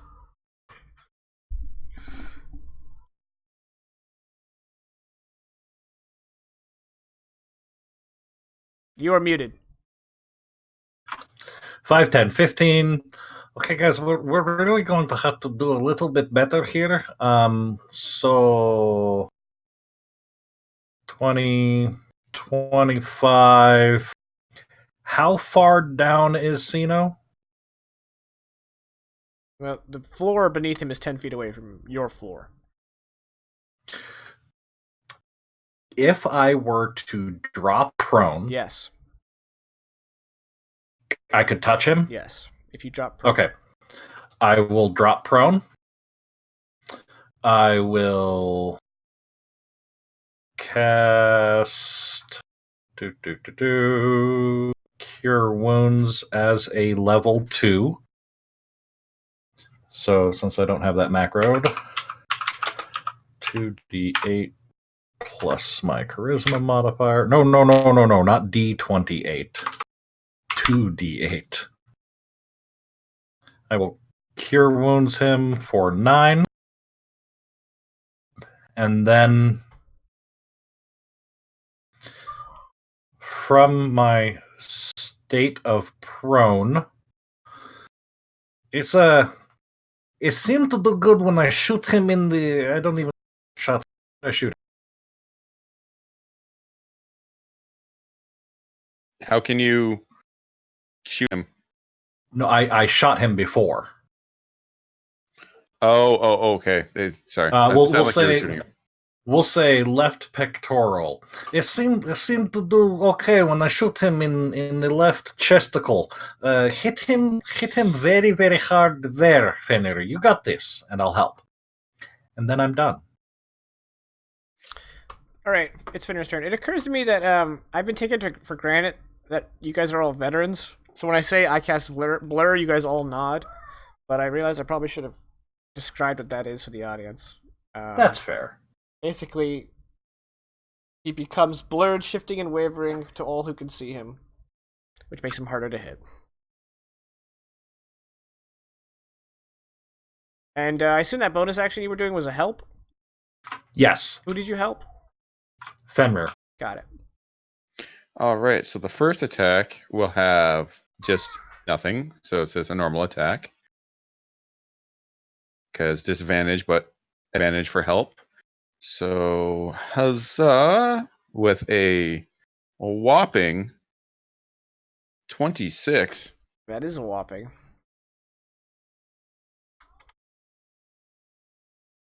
Hey, that's a good spot to hit him. Thanks for the tips. You're welcome. I'll look out for you. Oh, I need to do a... Yep, he's no longer blurred. Yes. Ah, I found his one weakness. Pectoral muscle. We stand a chance unlike Rayolat. But Oh, with a follow-up attack. That hits. I intentionally stayed prone. Thank you very much. And then why not? Second verse, same as the first. No, you can't play. You need to go downstairs. Where's your mama? We're going to slam shield into him, trying to put him on the ground. But with Oof. a 9, You got a not 14. very likely.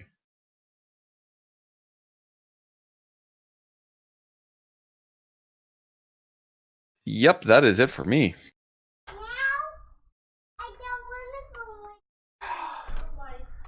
Wrath of the Toddler. Yep. The new expansion of real life. You're muted. Yeah, you're muted. You drew dad aggro. Rip. Yeah. Alright, so Fenrir, you're done? Hakan, you're up.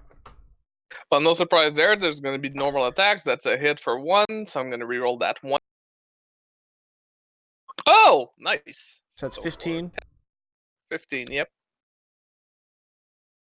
And then another hit, normal. Thank God. And bonus action, second win, because why the fuck not? I have a second action, I don't know what to do with it. So second win.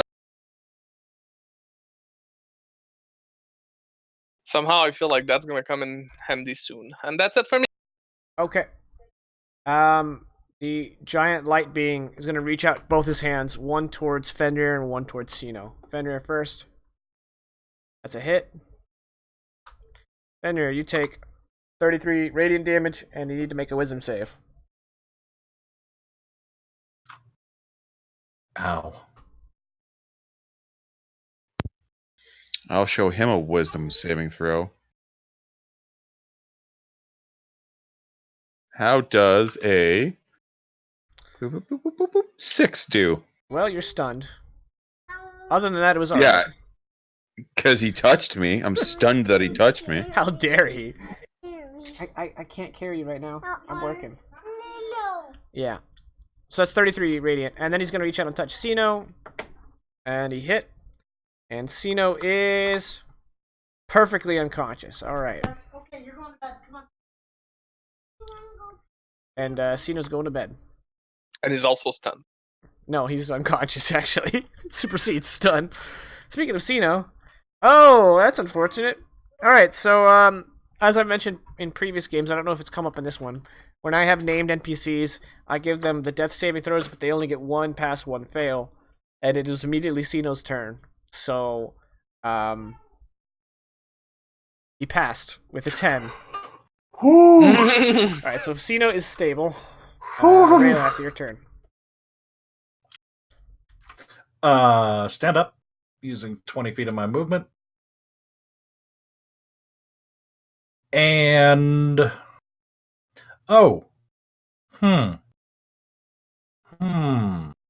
So Fenrir the floor is 10 feet down from me. Yeah.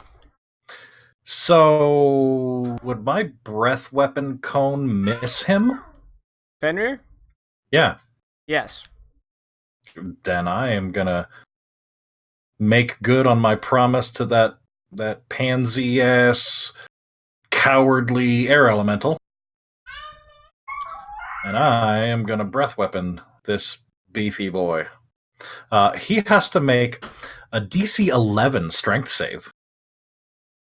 Or take 6 magical bludgeoning damage. Okay, well Stop, you'll kill him. he has a +0 to his strength save. Woo! Wow, he failed. So he takes 6 bludgeoning damage, and he's now badly wounded.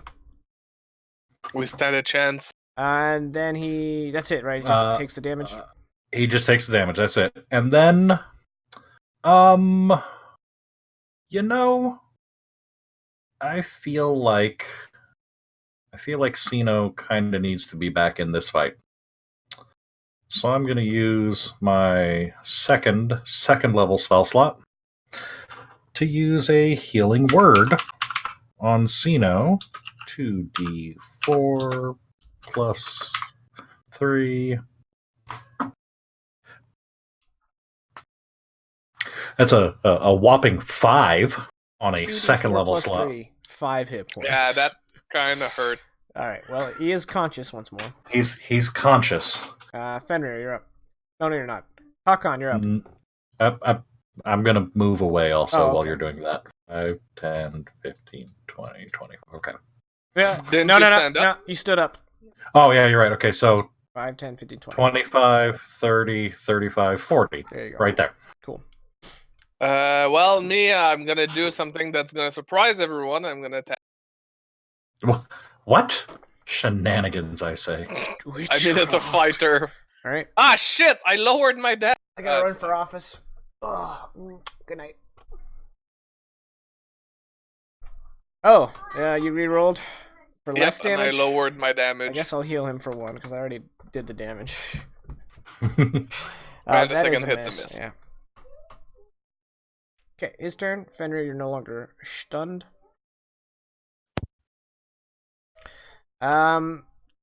He is going to reach out and touch Fenrir and Hakan in that order. So Fenrir, attack roll. That's a hit. The fact that he can do it every single turn is kind of annoying, but Yeah, a bit. 21. So Fenrir's Unconscious. down. Yep. And then he's going to reach out and touch Hakan. please miss. 15. I I missed. got 16 armor, so yeah, miss. Yeah, he just reach out and you're like, nope, you nope out of there. All right, Cino's turn. Cino is going to come to a stand and then attack. Cino did really good that first fight, and this one, that's a hit. He hits for 6 damage. And then his third and final attack is a hit. And 5 damage. So he's basically blowing hot air up this elemental's. Raylath, your turn. We'll take any damage you can do. 5, 10. Holy crap! What can you guys please like just stay up? Like, is that something we can do? Like, possibly. 5, 10, 15, 20. Oh no, he's laying down. That's no. 15. Yeah. I can't reach him by dropping prone. Damn it. We're gonna give this a shot. We're going to use my very last spell slot to cast Healing Word at Fenrir. For Jesus.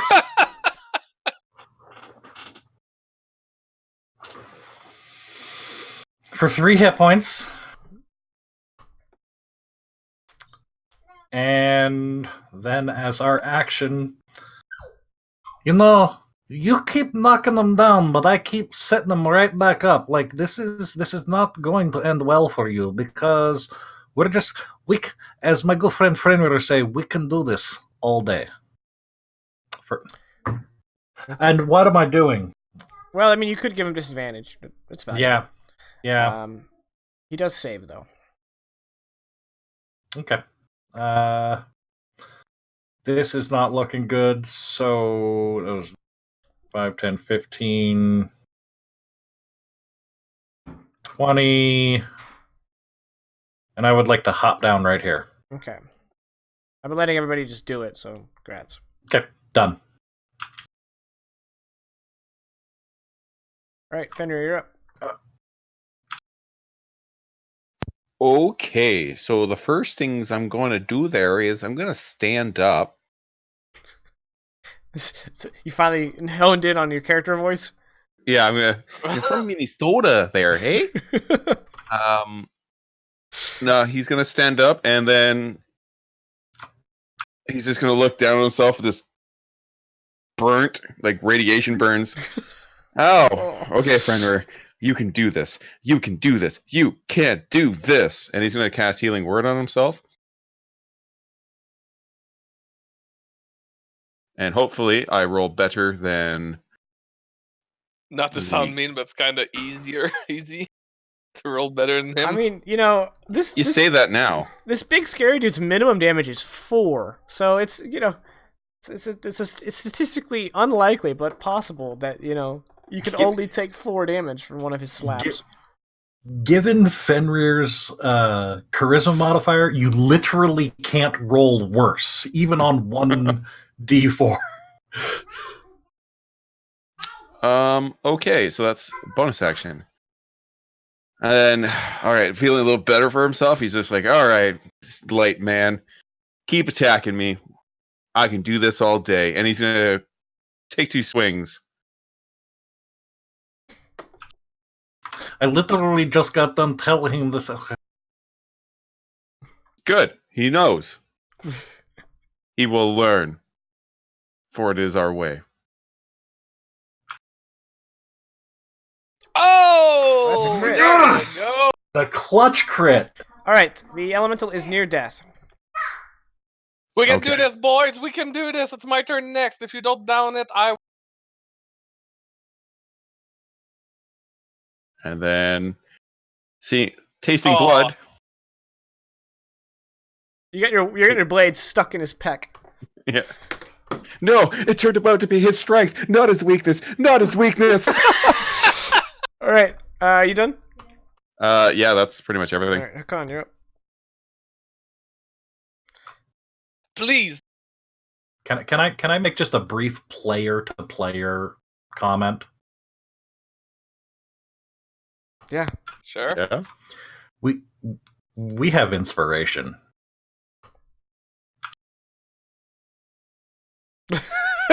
Hey! I mean, it wouldn't have helped me on that last roll, so. No, but for Hakan, Yeah. I hear you. I hear you with my nose. The nose knows. Yeah, I think I'm gonna follow my own idea, and I'm gonna use inspiration. And it served no purpose. And it missed. But I'm gonna use my other attack, and that's a hit. That's a hit. There's a 2 there, and I'm gonna There's a 2 reroll it there? for a 6. Okay. For a 6, please, for a 6. Yeah! Alright, Hakan, how would you like to kill him? I'm trying to play in with the fact that I missed the first time, so I guess Ekon goes for a wide blow from the side, which the big critter either deflects or move out of the way, and that's when Ekon gets up close and personal and just raises his hammer and brings it down. There's nothing he can do because he's up close and personal with the guy, and just hits him square in the middle of the chest. Okay. I don't know if it's a rib that pierced the lung or whatever. Something happens that makes it so that the guy's like, ugh. Well, what happens is your maul connects with his chest with a loud thud, and as you guys hear that thud, the creature just bursts into a flash of light that blinds all of you momentarily. And when the light fades, so too has he. And all the chaotic winds that have kind of buffeting this chamber quiet, like at a snap of the finger.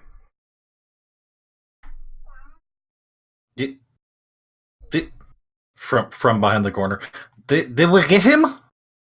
Yes. And Cino's like, yes, we did. I told you we could do it. Ha ha! Now let's go and enjoy Arador's cooking. And Akon's gonna look at Sino and say, "Can you walk?" Of course. And then he takes a step and falls down the stairs, catches himself, and he's like, of course I can walk. I have the healing magics of the Dragonborn flowing through my veins. But I walk slow, yeah? Is slow victory walk. Of course, of You are, course. you are savoring the victory. Bah. Akon looks at himself. Hey, for once I feel kind of fine. I'm good. I'm good over here. Alright, so as you guys limp back to the ship, we're gonna go to our break. So we're gonna take a quick 15-minute break so I can put the toddler back, put the toddler to bed. I wouldn't say back to bed, but, you know, to bed. So we'll be back hopefully around 25 after, no later than half past. So stick around, we got another hour and a half of Dire Roll, Endfrost. We'll catch you there. Alright, everybody, we are back. Thanks for sticking with us. We just wrapped up. You guys defeated the Shrine Spirit, and the winds of the Trailing Isles have calmed. It was a very rough fight, but you guys pulled through like you always do. Except for that one time. And you guys get back aboard Cino's boat, and he takes you back to where Ardor is. And I assume you guys want to partake of Ardor's cooking? Yes. Okay. When you guys arrive and announce that, Ardor seems annoyed that Cino has been, like, telling everyone he meets about how good his cooking is. But nonetheless, he cooks you up something that tastes incredible. But it does take several hours because it's elven food, you know? They don't just, like, put it in the microwave. So that night, you guys enjoy just a delicious lasagna, you know, just like the best you've ever had, and you've never had it, so it's just molto bene, you know. And what is this? It's cheese. What is this? It's pasta. What is this? It's tomato sauce. What's a tomato?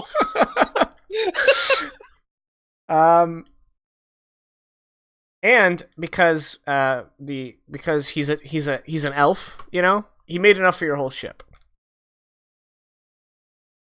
Oh, what a guy. Is it because he's an elf or because he's Italian? He's an elf. I don't know what Italian is. Alright, so that you guys all enjoy just like the best meal you've ever had, and you really like hang out, and you like in this big woodland. Actually, no, they probably take you aboard Cino's ship. So you're in the deck of his ship, and it's just this big galley, and so you're kind of intermingling with the Del Marais, and you know you guys are just having a great time. They break out the red wine. Everybody gets a little wine drunk.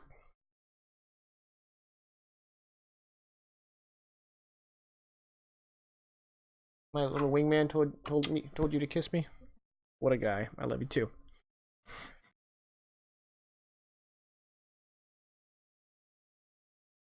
So what do you guys do? I mean, other than what I've described, anything you want to put your mark on it? I mean, I got. Yeah, I'm actually during or after dinner or on the ride home, whatever the case may be. Rayleth would like to spend a little bit of time with Cabian, and if he's willing, help him with some of his diction and his grammar in Draconic. Okay. Because he was worried that he wasn't able to keep up earlier, and I'd like him to be able to keep up. So I want to help him out with it. All right. Colin, Fender, what about you guys? Well, I would still like to challenge Cino to a quick spot. Okay. However, not to blood drown, because if we haven't had chance to relax and like reheal, most likely just a you stop before you hit, and best of 3, for example, or whatever. Well, unfortunately, Cino got beaten into unconsciousness by a guy who gave him radiation burns, so he's not feeling up to it. Yeah, I figured. Rain check for tomorrow morning. He laughs and says maybe. But at some point during the night, as everything's kind of everyone's kind of done eating and everyone's just kind of grouping up. Your Huskarls are mingling with the Del Marais. It's just kind of like this big ship party. But eventually,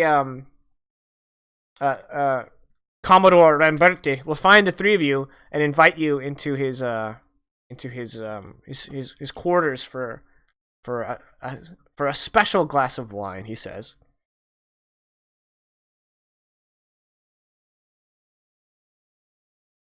You're muted, PR. What's so special about it? He grins and that golden tooth twinkles off the candlelight. He says, "Yeah, it's from our home, and it is over 100 years old. I've been saving it for a special occasion. I can think of no greater. Please, you will insult me. We go, we drink, we dine. Well, we've already dined. Well, we would dine more, maybe." I mean, I guess if that's what you want me to do, it's this odd thing to do while we're drinking, but sure, I can do that. Drink more? Well, no, the insulting part. I mean, it's kind of weird that you're like, I don't want to offend your traditions, but if you want me to insult you while we're drinking, I get it. Oh, perhaps you've had too much, but what's one more glass? No, I meant if you refuse, you will insult me. But come on, let's go. The three of you, let's go. Hakon shifts the eyes to Raylat and says, "Yes, he had too much." All right, so you come into his quarters, and it's like, you know, that classic pirate ship. The back of it's the aft of the ship, and the back wall is all windows. And this room is very opulent, and there's a lot of golden adornments, candlesticks, and all that. And he goes up to a cupboard, and he opens it, and he reaches up, he pulls down this. And as he pulls this wine bottle out, dust kind of billows out. And he's like, oh.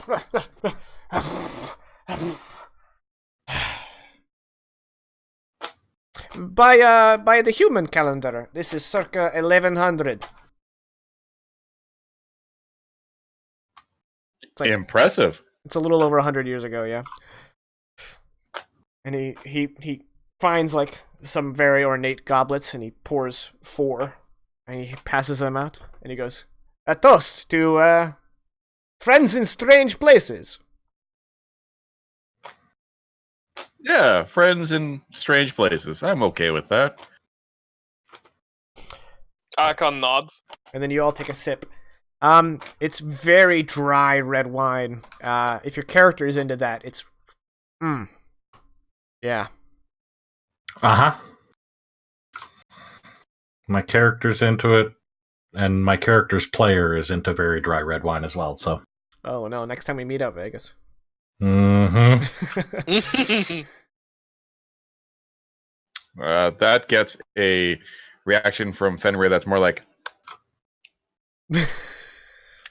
It's delicious. It reminds me of home. It's so good. It's very good. And no, sorry, Hakon, let me give you a reaction, but I want to respond to Raylat in character. Culturally wise, what would the feel for drink? Probably Beer, not I guess. wine. Yeah. Well, you'd probably drink like beer and maybe like a vodka like liquor. Something easy to brew. So you wouldn't have much. stuff, You wouldn't have very your beverages are not complicated. It's just like, you know. Yeah, let's see what face he makes. 12. So Hakon keeps a normal face. He doesn't seem to appreciate it as much as he should, but he's like, All right. So Cino says, now that I mentioned it, you Dragonborn, you're from that the what do you call it? The middle place. Middle Earth? No, Vegas can't remember the name of it off the Naaman Empire. Yeah. From the Naaman Empire. You're the ones with the maroon sails, yeah? Yes. Da. Yeah, you know what? I think less than a decade ago, I sacked one of your ships, and I did steal some of your wine, and it was pretty good. In fact, you probably had some out at dinner. Just like I said, this wine is very good. It reminds me of, but Naaman wine is the best in the world. Well, if I ever see another Naaman ship, I'll be sure to rob them. Yeah, take that, Middle Earthers.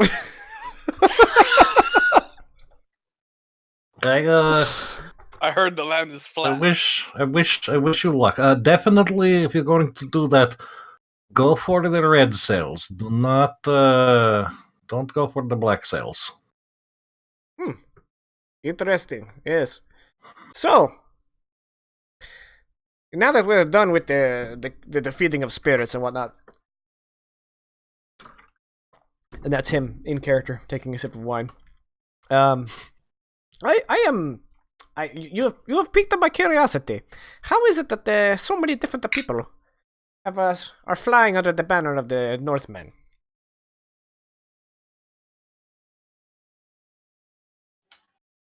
Fenrir, mostly drunk. Cause I'm awesome and do awesome things. I think what our Jarl is trying to say is Suderhoffen is going in a new, more tolerant, more open. What's the word I'm looking for? Inclusive direction under its new leadership. And immediately after you're done with your sentence, Akon turns to you and bluntly says, "Don't they still call you a spy?" They can call me whatever they want, because, as I said, under the new leadership, it is going in a new direction. Soon, they will all understand I am not a spy, and you are not a savage, and Akulu is not a... Okay, well, she's a bitch, but... but you get where I'm coming from. Fenrir here is a pillar of acceptance and virtue, and we gather around him because he is the best representation of the direction we must all go in as individuals if we want to move forward as a whole.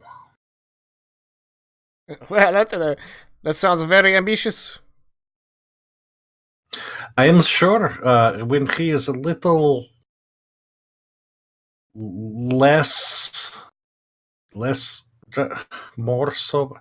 I have no way to put this that will not sound offensive or, you know what? Fuck it. I'm just going to say it. When he's a little less drunk, I'm pretty sure he would like to.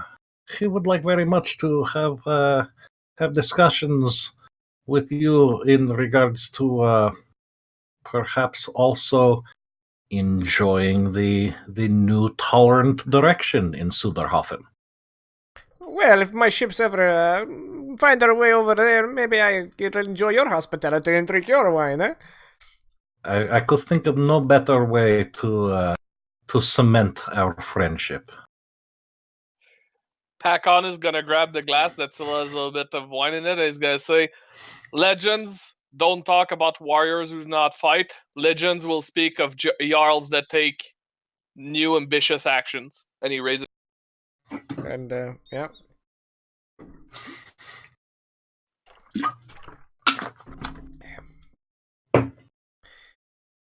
Well, if I am in the presence of a legend in the making, I hope to cross paths with you before. You know, you're the first half-giant I've ever actually met. We don't tend to be found on boats. Yes.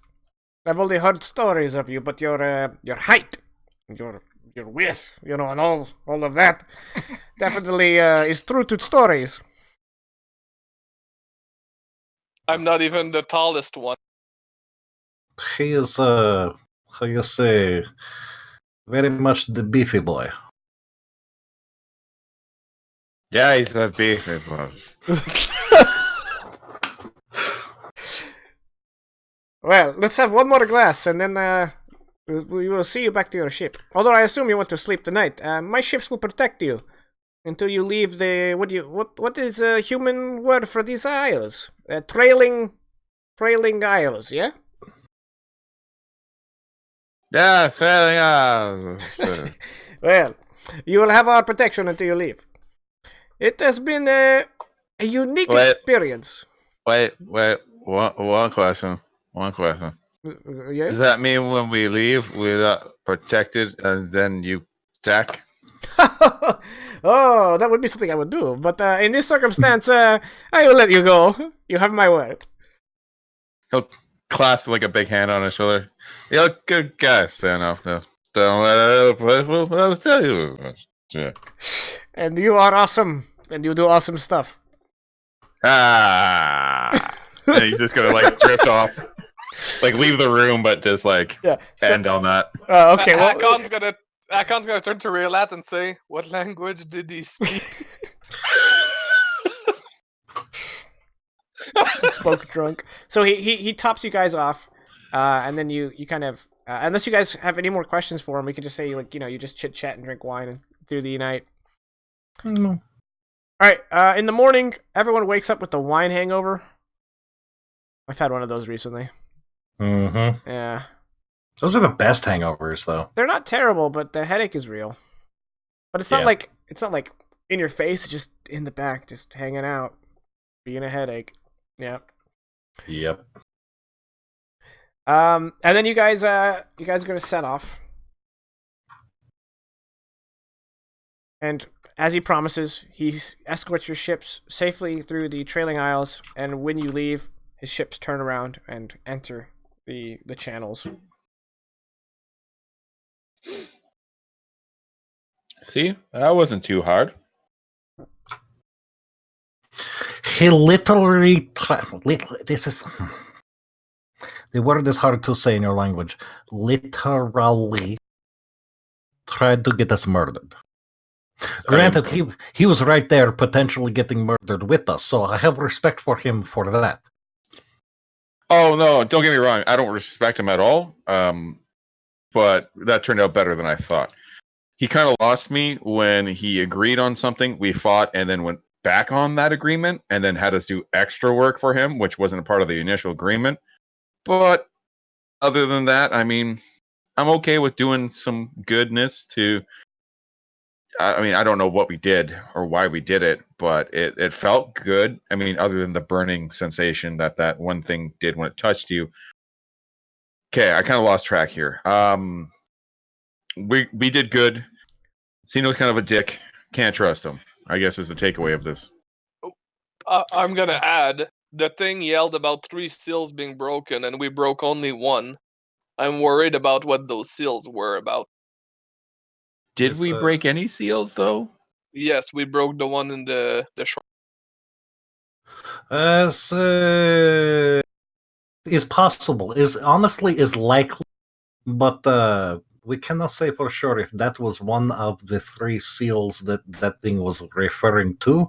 But I do agree with Hakan, is worth definitely looking into, because if this thing is related to your false gods and the Endfrosts and things of that nature, it's probably a good idea to see if we can connect dots before the how you say scary ice lady come back.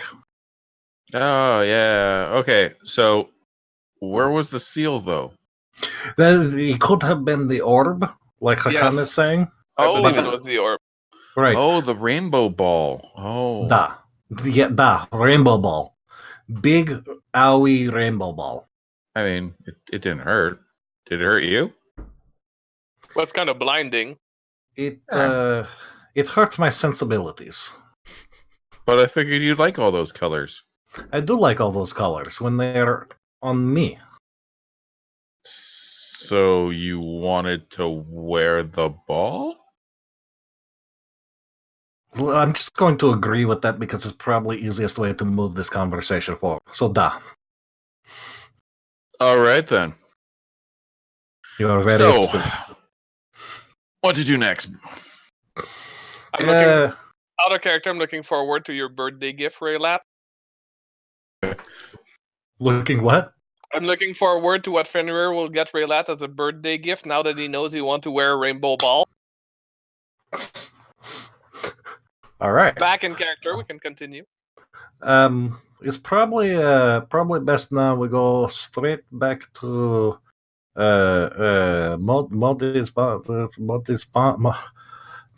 home. Scooter We go back hopping? home.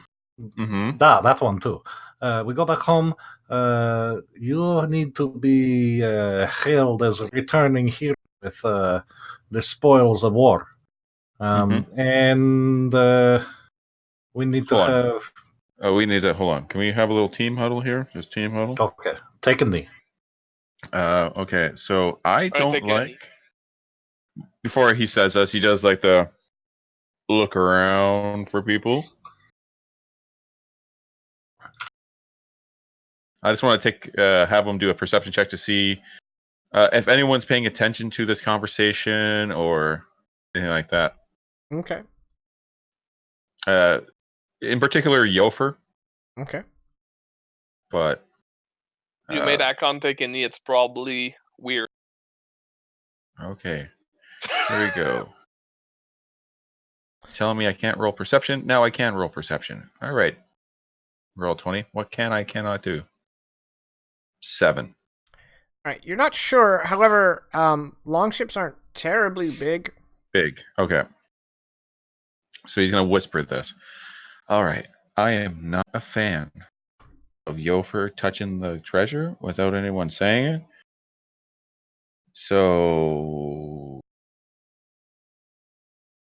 I don't know how I feel about that, but I'm thinking he needs To be made an example of? I mean, I wasn't going to go there, but I was going to say you need to make him a shirt. But yeah, I mean, I guess that works too. I can make him a shirt. That is fine. That is probably better than my idea. We got a lot of you don't have a lot of like I know you're making a bunch of shirts. Like I got to bring a shirt to that other Jarl, and then I have to bring a shirt now to Yofer. So I'm not putting too much work on you. No. It's slow season for my business, so I appreciate the extra handiwork to be done. I was honest. I think you might have misunderstood me though. When I say be made an example of, I'm not meaning physically harm him. I mean, you are the Jarl of Suderhofen. This was Suderhofen's raid. Mm-hmm. I don't care who he is.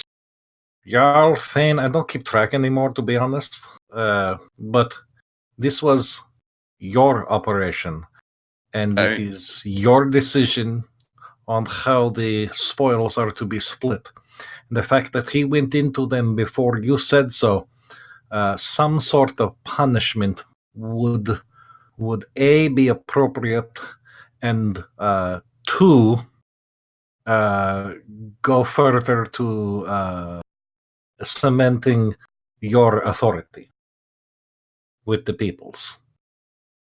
You cannot be seen to be weak, Jarl.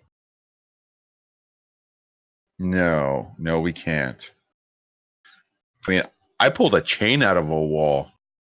I didn't see him pulling a chain out of a wall. Now think how much of an impression we'll make. And story spreads, and trust me, I will help spread story of you. You pull chain up the wall on the raid, thereby ensuring our success. And then on top of that, when someone stands against you or do things without your permission, you lay down swift but fair justice. All of the peoples will understand that you are a strong leader, and you are to be trusted with their best interest, but also not to be trifled with. I mean, I'm not demonic, no. What? I'm not a trifling. No. The word is tiefling.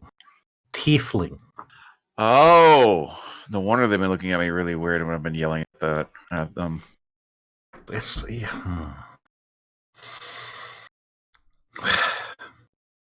But we're going to move past that one. Come back, put a pin in it. Come back to later. Okay. But you do agree that some form of punishment would suit everybody's best interest, huh? I don't Well, want I to mean- punish everyone. No. Quick Hakon point looks at of Raylath order. with a face There that are says, no like, tieflings. "Don't look at me." There are no tieflings. Oh, For the record. that makes that even better. Then he has just been yelling trifling at random what he thinks are tieflings. That's also a little meta game. One of my players in my in-person game, when he first saw a tiefling, he thought it said trifling, so he's like, "I want to be a trifling," and it has been stuck like ever since. Have you ever had someone who calls him a tiefling? Yeah.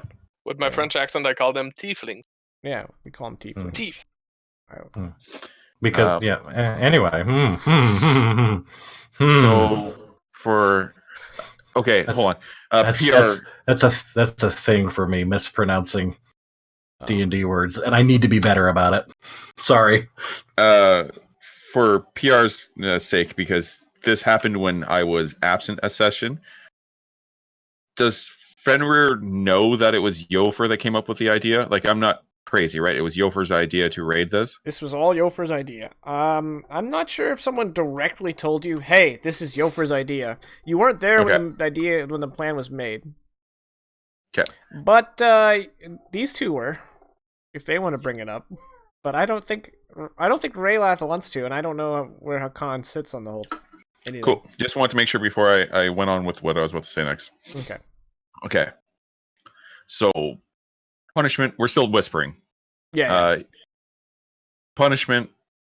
What should it be? Like, he has to bring his treasure and I get to pick one thing from it?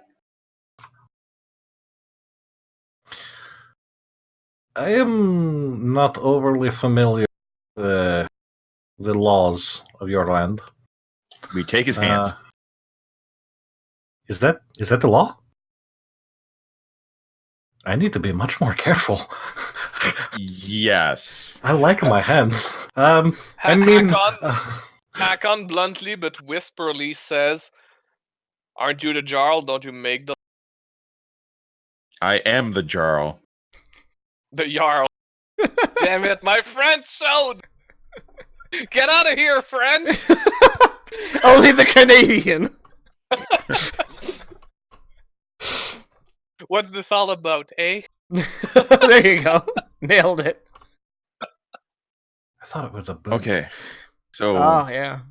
No, but that's a we French need part. to figure out a punishment that is somewhere between I get one of his treasures and caking his hands. Yeah, taking hands might be a little extreme, especially since he's a Thane, right? Yes, he's a Thane. Yeah, well, he's a Thane. So I mean, you want is more for show than anything else. Punishment wise, you don't want. He's useful. He come up with good ideas. He is resourceful. He's not necessarily to be trusted, but he is resourceful. So more something to just put him in his place. Perhaps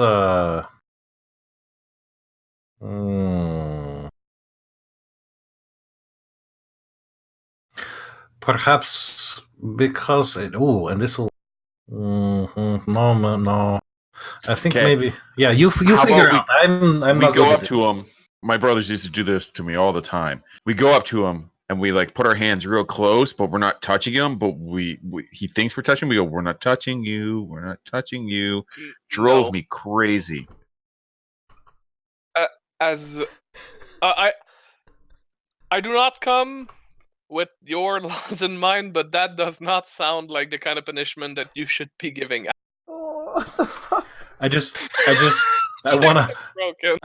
I'm getting a little bit of glare on my glasses here, so I'm gonna directly at the camera to re-emphasize this.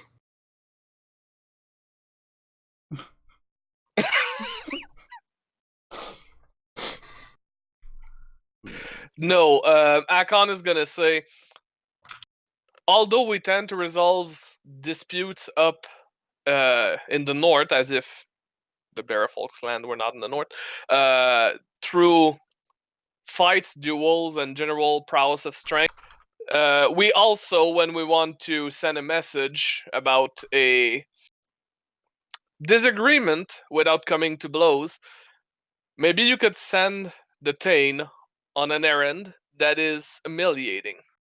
He has to do it, but it's kind of an insult. For example, in my lands, we would send a disloyal or a troublesome subordinate on a task such as killing a. It is essentially insulting. Killing a what? You cut out A then. sheep. Oh. Or whatever animal exists that's not dangerous. Like, it's just Mountain like, goat.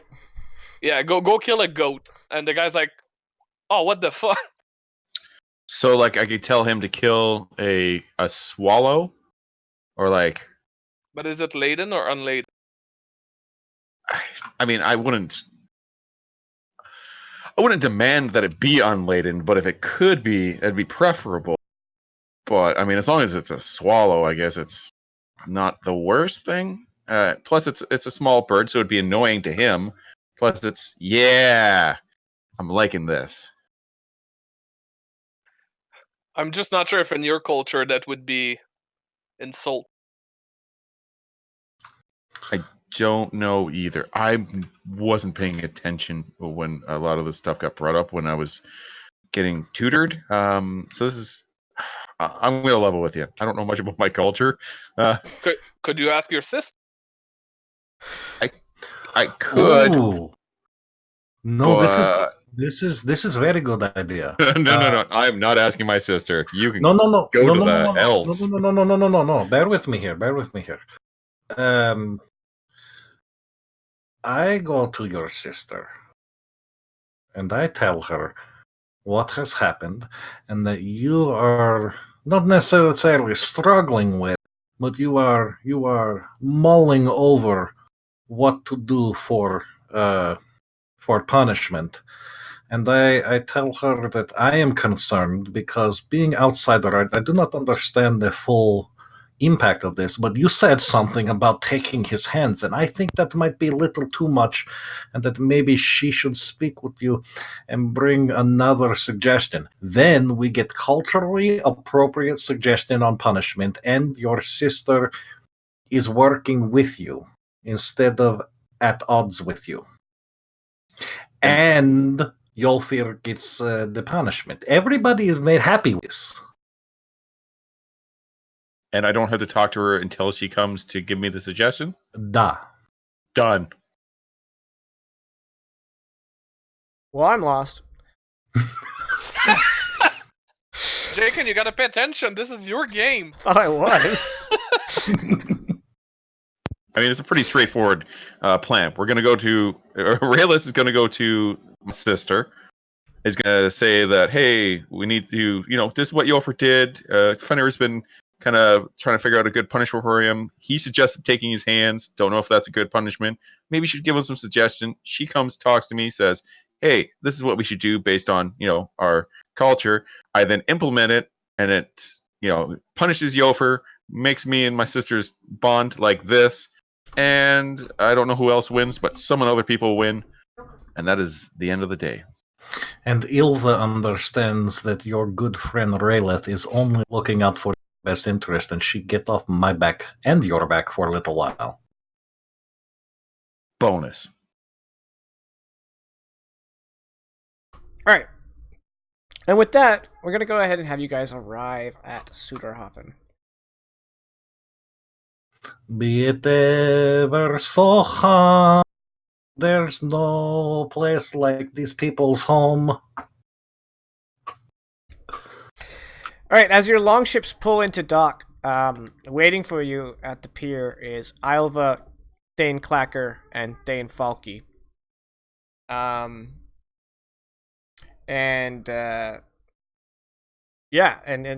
the people of Suderhofen are gathering around, and so, they're waving and cheering as you guys have returned from your raid. So you tie your boats to the pier and you start unloading, and Jarl Ardman's ships are alongside you guys, and as soon as they stop their longship, one of them, Jarl Ardman leaps off the boat and starts stomping down the pier, turns, and starts stomping towards Fenrir. Which is really odd because as Fenrir's ship has come in, he's had everyone just singing like this song of like triumph, like this, like we are the champions or something. Yeah, Something that sounds like that, but is distinct. Legally. Legally distinct, we are the champions. Got it. Yeah. And then so I mean, there's a chorus behind him. They're even singing it in a round. And he's getting off the boat. He sees a gentleman stomping towards him, and it's just all smiles. Is the guy stomping toward the Jarl aggressive seeming or just angry seeming? Just angry seeming, no weapons drawn. Okay. So Oddmund and a cadre of his Huskarls are scrambling to catch up to him as he comes up, and he's like, Jarl Einar. That's me. Your ship disappears. And my men go ahead with the attack. Suddenly, we learned about this channel leading into the castle, and suddenly there's your longship coming up the channel, right on time. I couldn't have planned it better if I had a legion of pigeons delivering my messages to the far winds. Okay, so I wanted to be the one sailing the ship when we got there, and I'm not very good at directions and got lost. Then I was on this small river, and I'm like, oh, I just need to find a place to turn around. The next thing I know, we're at the castle, and I'm like, well, we're already here, so let's just park here. And then we started fighting on the inside, and I ripped out a chain, and I think I drowned a man. No, I definitely drowned a man. Definitely drowned a man. So that's what happened. It's roll a mistake, and he looks towards that last one. Roll deception. Okay. Oh dear lord.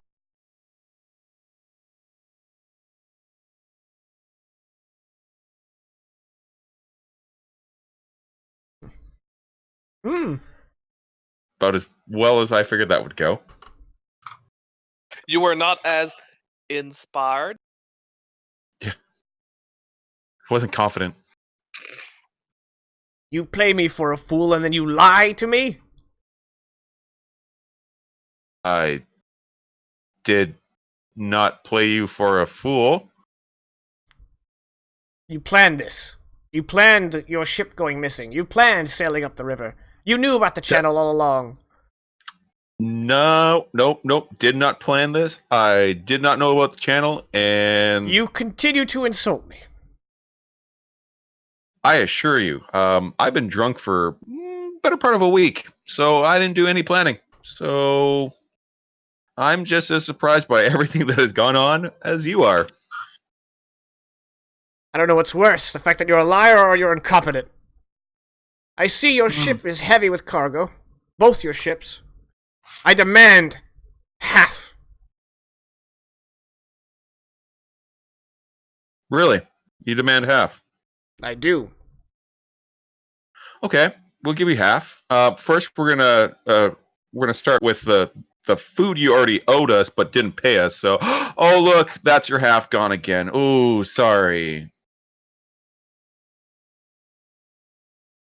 This is the right guy I am thinking of, right? Yeah, this is the right guy. Yeah. You're being sassy, the right person. Yeah. Cool. Just making sure. And all you got was food.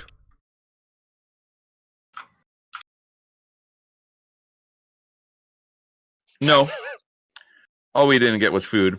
And I would have shared it normally with you had you made any attempt to honor our agreement about the food initially. But seeing as you didn't, And also, just want to remind you, the only reason you're not at the bottom of the sea, thanks to those elves, is this guy. So, how about you take your men?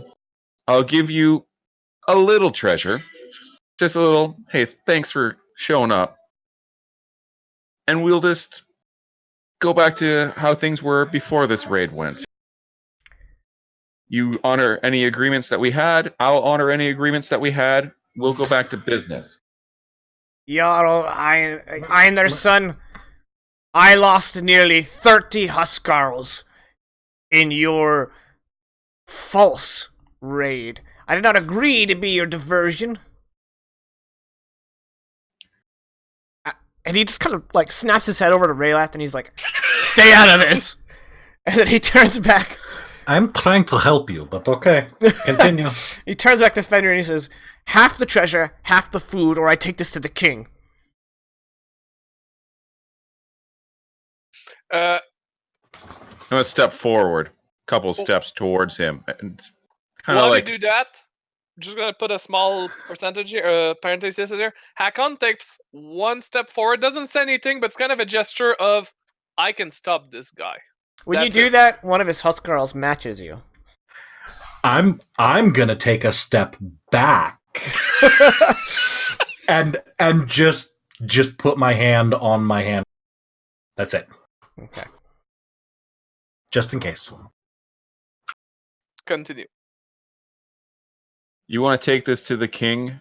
Go ahead. Tell him how you did not honor an agreement, and when I sent my emissaries That is correct word. Da. to talk to you, you essentially gave us the cold shoulder. And You got and to participate. and I am he talking is right now. I'm sorry. Sorry. We offered you a chance to work with us in a raid to get some glory, to also solve your food shortage, because that's one of the ways that it's solved. We were going to give you a little bit of the food and some treasure. Now I'm thinking you don't get jack shit. So you can leave my city. You can go to the king if you want. That's up to you. The leaving your city that's not up to you. You need to leave my city. The going to the king part, though, that's up to you. But I hope you know that when you tell him just exactly what went down, you know that it's going to come back to how you started this all by being unfaithful and going back on your word, which, I mean, that's really low. Fine. I'll just take half the treasure. You don't seem to understand that your chances of diplomacy and getting stuff sailed the moment that you approached me with this attitude. The little Jarl. Fine. We'll come back with the king and settle this. I'm 100% all right with that. Although if you call me little Jarl again, we might settle things the old way. The all or nothing ways. And then if I had a cape switch, leave. Okay. Not leave, but go back to my boat, and just in case these motherfuckers try to rob me. Okay. No, he orders his Huskarls back to their ships because he's gonna sail up the river up towards the king. And, yeah. Hakon whispers to the Oscar that was straight up against him. He's like, run, little man.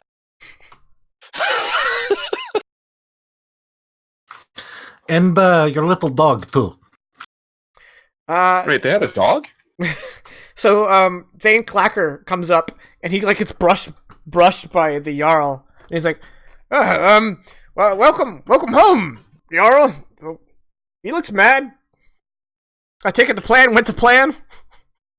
It did.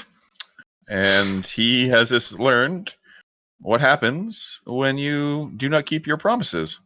He's lucky that I did not embarrass him further. Or take his hands. That's a thing that is an option now. Just let everyone know. That's on the table from now on. Well, I got my Huskarls ready to help you move all this. You want to take it all to the castle? Yep. All right, come on, men. And as you just said that, Alva is coming down the pier, and and she approaches her brother. She's like, Fenrir, good job. And it looks like you're sober, too. That's a bonus. Come here. No, and then she shows her head and like, I don't want to hug. I just want to talk to you in private. Oh. Yeah, no, that's... Yeah, I just was stretching my arms. I didn't want to hug either. You're crazy. And with a smirk, Akon just says to nobody in particular. If somebody's close, he's going to tell it to that random person. He's going to say, they're cold here. All right. So, in private, speaking hushed so that only Fenrir can hear, she says, all right, we seem to have ruffled Oddman's feathers, which was pretty much the plan. But if the king is getting involved, which I heard shout across the pier, I suggest we send one of the Thanes immediately. Because the king is going to believe the first Jarl he hears.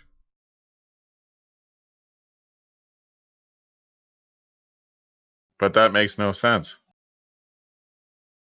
Okay, what if two of your Thanes, one of them came to you and said, this one cut you out, the other Thane cut him out of half of a raid that he went on, and then the other Thane comes up and says, well, he broke his word, and yada, yada, yada. Are you going to believe the first guy you hear? No, I'm going to wait to hear both sides. Well, that's great, but the king is going to try to make this go away as fast as possible. Okay. So, we have to bribe the king? No, we just need to make sure that he hears our side of the story quickly. First is preferable, but we're probably not going to beat Jarl Oddman. He's pretty much already on his way.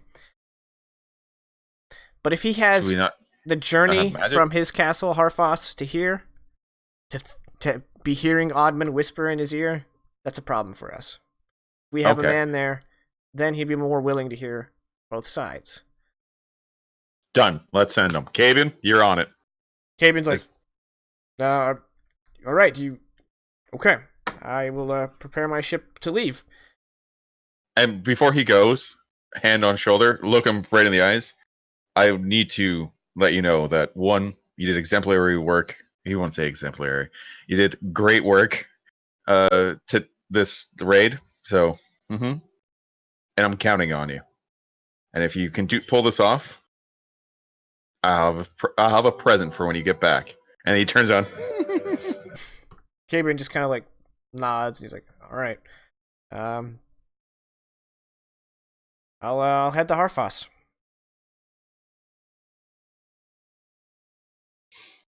Excellent. I don't remember her name. It might have been Greggy. I didn't write it down. Geggy? Yeah, I think Geggy was her name. And, yeah, she still lives in Suderhofen. Cool. In fact, she probably went on the raid with you, just because she would have been kind of insistent. Bored otherwise, yeah. So Geggy's, like, on the other ship, basically. Yeah, no, that's fine. It's just for future when you say, hey, what's Hakon doing? I might use her. It was Geiga, Geiga, was her name. Gega? Geiga? Yep, that's what I have written down, because it was... Thank God a player takes notes, right? Yep.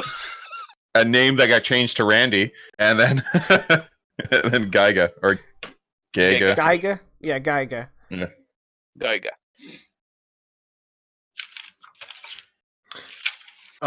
Super briefly, while Fenrir does that with Cabian, I'm gonna move myself into eye line of Alva, Yeah. Alva, and like very pointedly make eye contact, Okay. and just kind of signal. She pats Fenrir on the shoulder for a job well done, and then she goes over and she's like, "What?"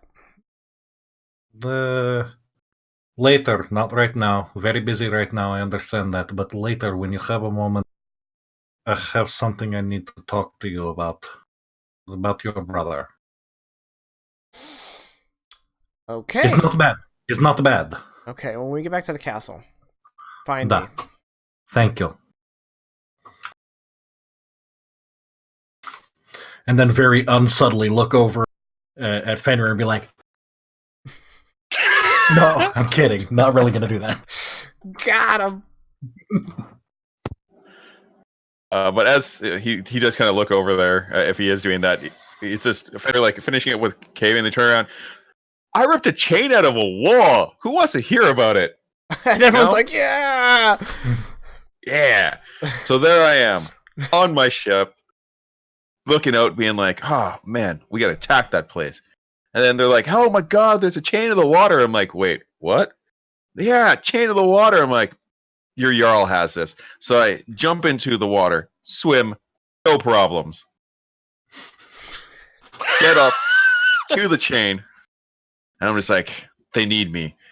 And I called upon myself and also maybe the gods, I don't know, and then ripped it out. And then the ship was able to get in, and that's how we got all this booty. Oh, and also making friends with the sea elves. That's also so we're friends with the sea elves? Question mark. And he might gain bonus points because Akon, when he hears him telling the story, Akon is just gonna walk by and say, "The pulling of the chain was actually very," and just keep on walking. Super dope. Yeah, like half giant just goes like, "That's actually impressive," and walks away. Yeah. In giant butt trucks. So that night, there's a celebration in the Iron Hall. Unfortunately, Jarl Oddman and his Huskarls aren't there. But then again, neither is Kabian and his Huskarls. Since you weren't able to meet, actually we'll put that aside, and we'll have a little vignette in Modus Bond of Raelith talking to Alva. So there is going to be a celebration at the Iron Hall, but first, Modus Bond, you meet with Alva. I understand you're probably uncomfortable being seen speaking alone with me. I get my reputation, so I make this quick. What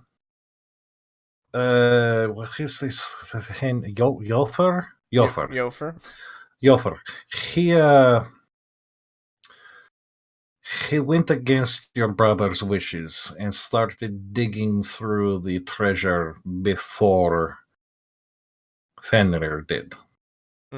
We're pretty sure he'd not take anything for himself, but his greed got best of him, and it pissed your brother off to no end.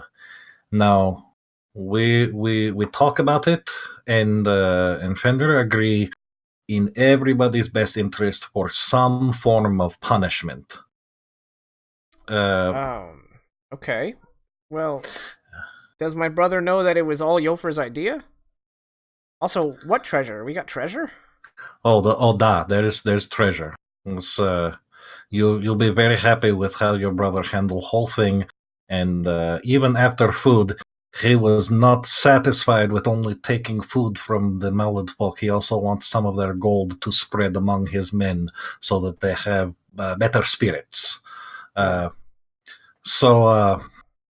Yes, it was Yolfur's idea, but we were in middle of escape and dealing with the sea elves, and Yolfur took upon himself to he stepped out of line in Fenrir's eyes. If he had asked, Fenrir would have been fine with it. But he did so without asking. So Fenrir he feels disrespected by this. So he wants to punish. Now, some ideas were discussed. And there was they run the gamut, but one of the ideas your brother mentioned was to what the word? Take his hands. Now, I don't think he actually do, but you probably know him better than I do. Maybe you speak with him, and you are clearly level-headed, you are wise. It is a shame that... As much as I love Fenrir, and I think he is good Jarl, I would not think you would be a bad Jarl either. Anyway. Okay, I'm going to stop you right there. He wants to chop off his hands for looking at the treasure first? No, I don't think he will, but it was mentioned. So perhaps a steadier, more reasonable voice than my own could just speak with him and guide him to something that would be more beneficial to everyone. Okay, thank you.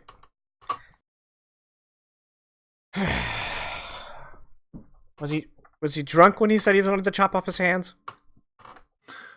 We may have been drinking. Ugh. I wouldn't say he was drunk, but the elves have very good wine. I'll take your word for it. All right, I'll talk to him. Thank you. I appreciate you. Okay. So Fenrir, you are taking count of the treasure. Mm-hmm. And your sister approaches you and she says, "Can I talk to you for a moment?" Yeah, of course. So she pulls you aside and she says, your spy friend, Mm-hmm. he told me that you had a problem with Yofer." Him going to treasures when we haven't even arrived yet, and when we're potentially facing life and death situations and potentially taking some of that treasure. Yeah, I kind of have a problem with that. Well, okay. Did he take any treasure? I don't know because I don't have any. I wasn't the one that had all the records of what was taken, and I don't know. Uh-huh. Okay. Well, I can see why this is a problem. But I definitely don't think we should chop off anyone's hands. Okay. But maybe? No. No. You're right. No hands. No hands. That was a spur of a moment Since thing. you didn't I take was anything, mad. Allegedly. let's just when you're divvying up the gold, Mm-hmm. he gets the leftovers. His share is whatever's left over. Okay. So yourself, Cabian, you would get the better treasures, and Okay. then the lesser treasures would go to Yofer. But there's a problem. I don't know if anyone's told you this, but this entire raid was Yofer's idea. I knew that, of course. I didn't know that. I did not know that at all. Stroke of beard. That is a problem. God damn it! I just thought of the data. If I stroke the beard thusly.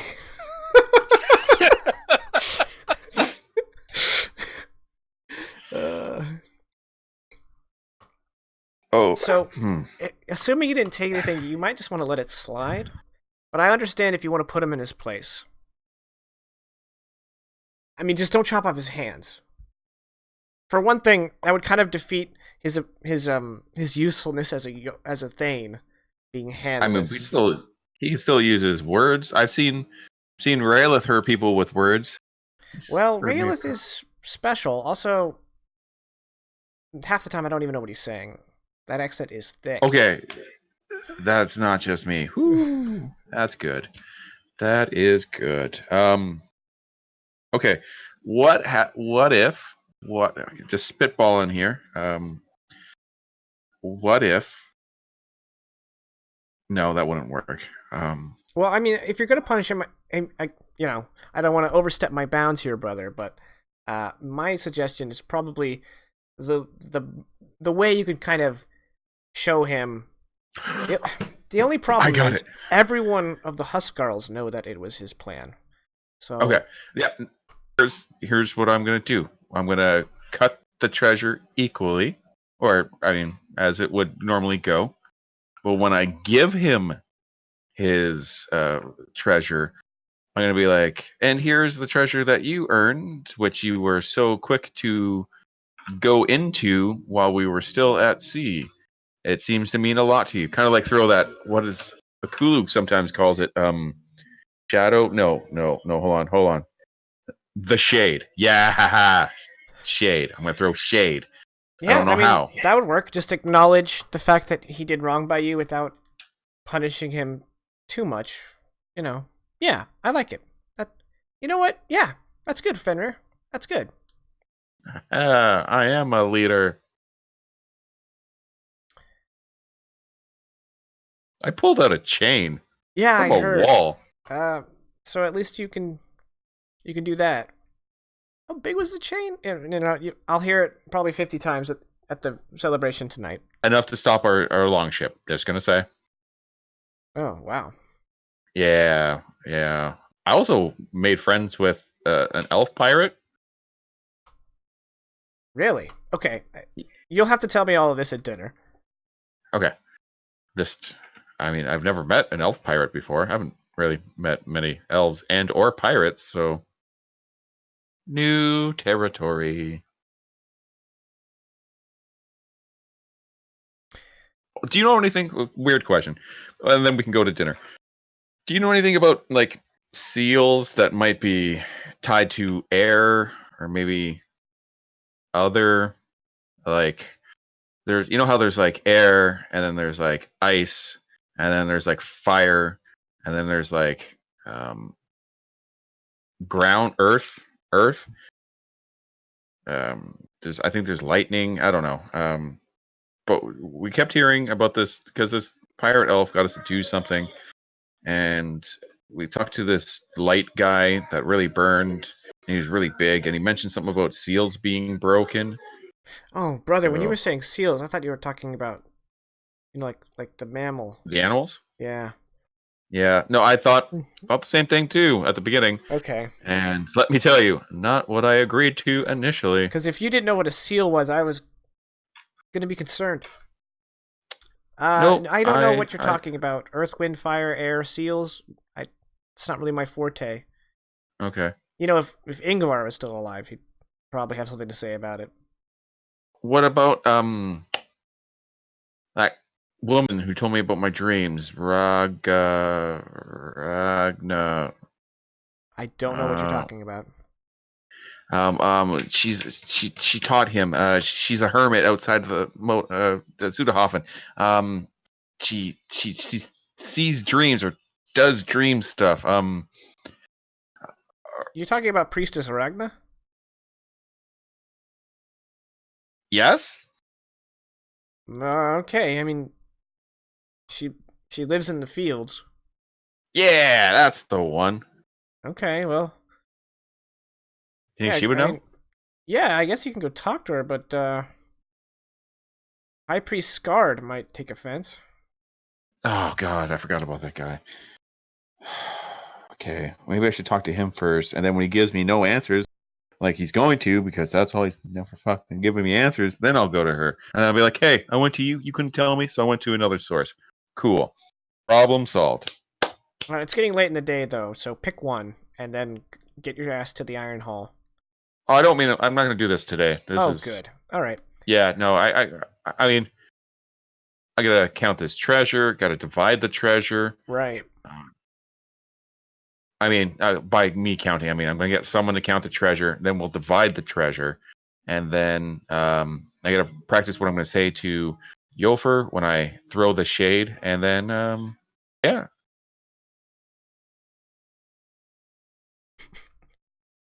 I pulled the chain out of a wall. Yeah, I heard. Sorry, I'm trying not to be distracted by the mixer chat, but it's adorable. So, thank you guys for all the surges.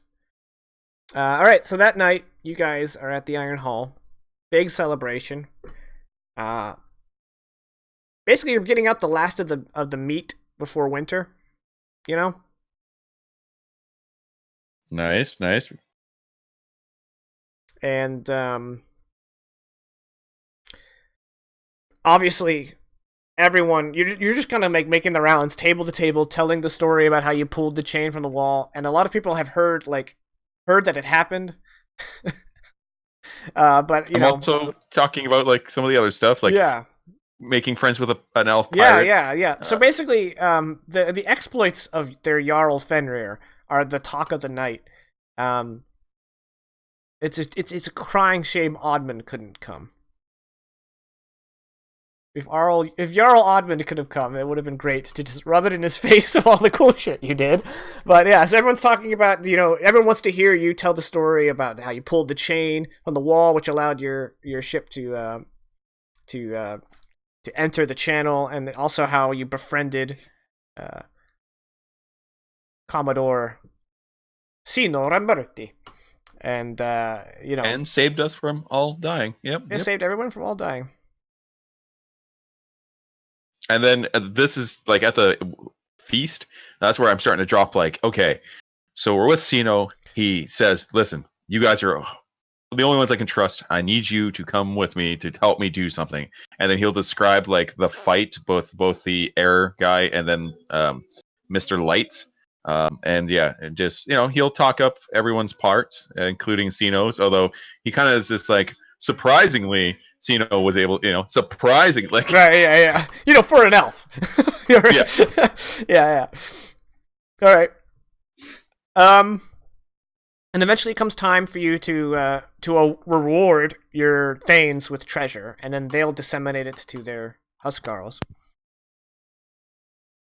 So, how has Fenrir divvied up the treasure? It's mostly coin. There are a few like pieces of art and jewelry, but it's mostly coin. Okay. I don't want to bog you down with numbers, but just like, give me percentage wise, who gets what. And I just have to split it between myself, Caven, and Yofer. That's the only ones you're expected to, but you can divvy it up to all your Thanes or none of your Thanes. It's completely up to you. Okay, how many Thanes came with me? Just those two, Kabian and Yofer. Okay. Yeah. Okay. Just for my knowledge, how many Thanes approximately does he have under his... He has exactly 5 Thanes. 4 that live in the city and 1 that has a village outside of the city. Okay, this is what we're going to do. So, of the coins, Jarl Fenrir is going to divvy them up 20% to Yofer, 20% to Kavian, 20% to himself, 20% to his other Thanes, and 20% to his companions that came with him. That's a huge slice, because they don't have any men to give it out to. Okay. 10%? It's still a big slice. Yeah. Keep in mind 5%. Yeah. 5% probably be more agreeable, but yeah, just keep in mind that like if Yofer gets 20% of the coin, he's got to give that to his 30 plus Huskarls, and Kabian's got 60 plus Huskarls. Yeah. I would not argue with 20% personally, but I'm not going to step on foot. If you did that, you'd be sending a very clear message to your people. Okay, cool. Well, that's why I want to do 20% to my other Thanes as well. Yeah. Okay, so how about 30% to myself, Kabian,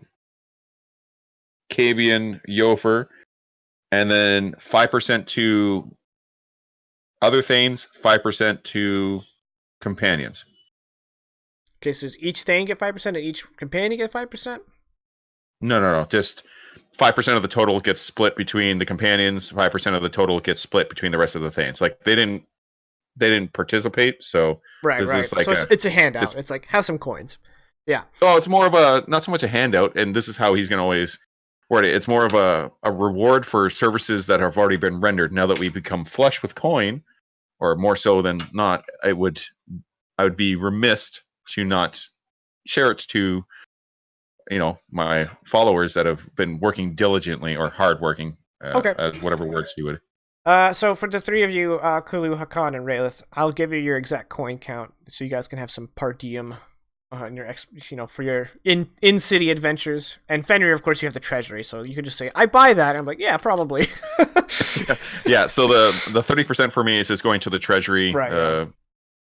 Well, also you want to give coin to the Huskarls under your direct command, but that would come out of the treasury. Yeah. And then then I'm going to split the like the arts and jewelry between. It's going to be 45% of it to. I'm going to do 40% to Kabian, as that is his reward. 30% to Yofer, and then I'm going to take 25% for the coffers, and then 5% once again distribute amongst the people that also went and fought a light man. All right, yeah, cool. So I will once again tell you again. There's not that many pieces of art, so I don't know if 5% even tracks. But we'll figure it out. Even if it's just like an item or a couple of gems. Yeah. Okay.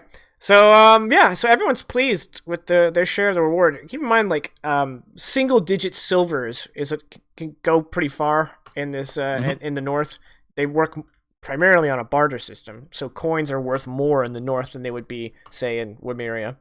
So any amount of coin, everyone's like, yeah, dope, So yeah, everyone's very well received.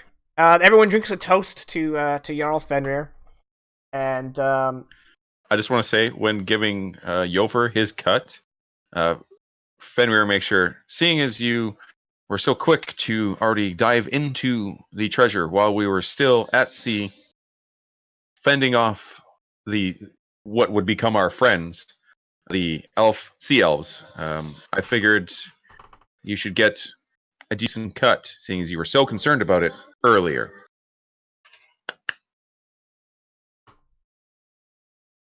And I'd like to make intimidation. No, actually, no. I want to do either a diplomacy or like a performance to like make it like under the radar. You know what I mean? Like make it seem genuine. I guess even deception. Well, either deception or performance. Okay. And since Mixer asked, I'm cycling through y'all's character spreads so they can see your races and classes and whatnot. Well, I'll go with performance, as this is more of like trying to tell us a story or... Yeah. Or rating, yeah. Yeah. Hopefully that turned out well. I'm not going to show Caddy's because I didn't set up her frames because she's not here. Yeah, I mean, he gets the message, However, roll insight to gauge his reaction.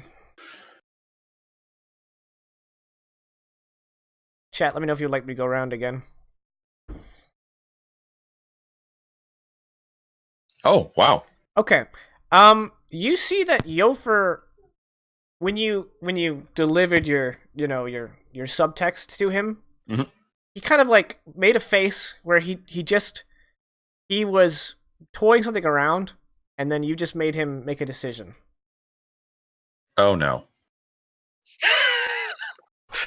Didn't she tell you when you throw shade there can be consequences?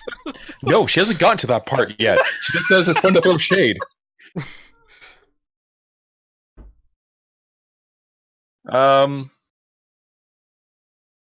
Okay, seeing that,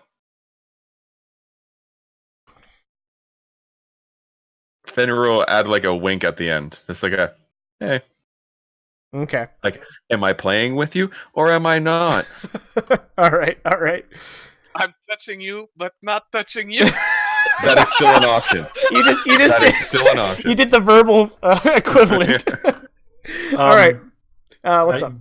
Do any of regardless of seeing this or not, while he's giving that speech, I would like to, like in a corner, cast detect thoughts on Yofer and not dig deeper. I just want his surface thoughts. I want to see what kind of surface reaction this is getting.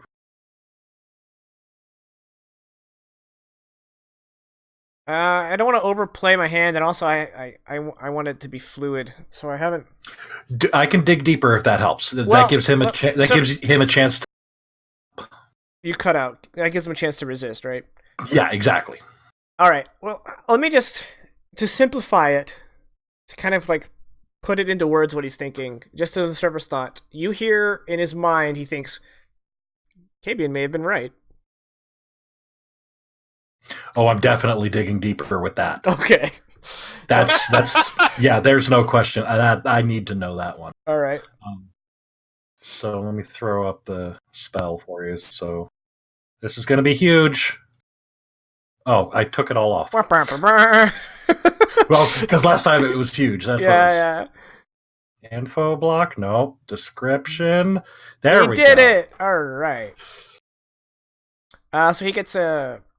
You didn't give me the wisdom save box. No, there's not a. Oh, is there? You can set up a save if you want. Yeah. Hold on. Boom. Take these off. Come on, really? What is going on? DC 0 strength. No. I think he can make that. No. It's a DC 13 wisdom. Okay, I don't have Jofer's stat block on me. So I'm just gonna guesstimate. Actually, I think I can pull it up real quick because his is in the monster manual. I was not prepared for you to read Jofer's mind. That's a thing that I can do. All right, he's got a +2 wisdom. All right, so you have a DC 0 strength. Okay, let me roll against that. You got a 21. Oof. Okay.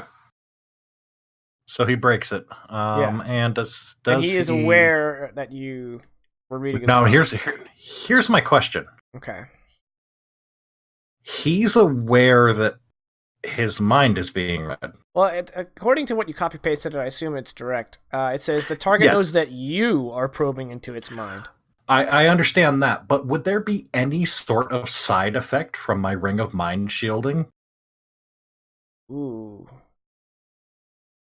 Just tread carefully, Jakin. Your answer now may affect a lot of the future. Yeah, exactly.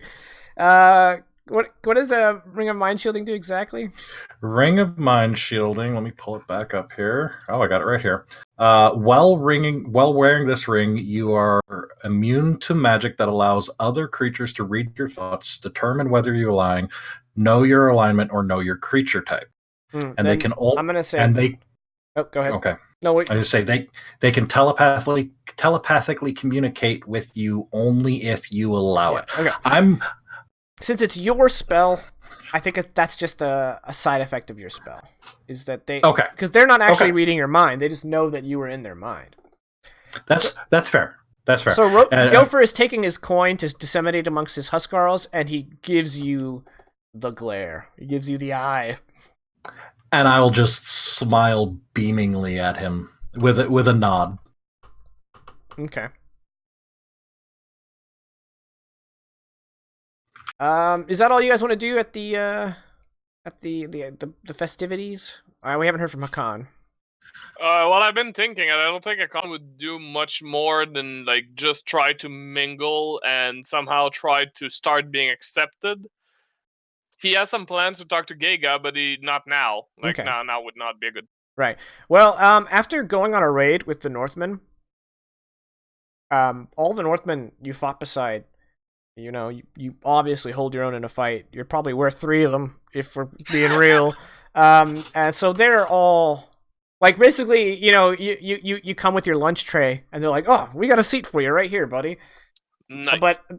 But since Kabian's Huskarls aren't here, it's just the 80 Huskarls from Fenrir's 200 that have seen you in action, because you as a field folk, you recognize that actions speak louder than words in the North. So you don't expect anyone else to be palling up to you, but you've made a lot of friends. You've impressed a swath of Huskarls, which is good. It's how you start getting approved by everyone. So that's great. All right. Do you want to talk to Gegi? Wasn't her name Geiga? Geiga. Yeah.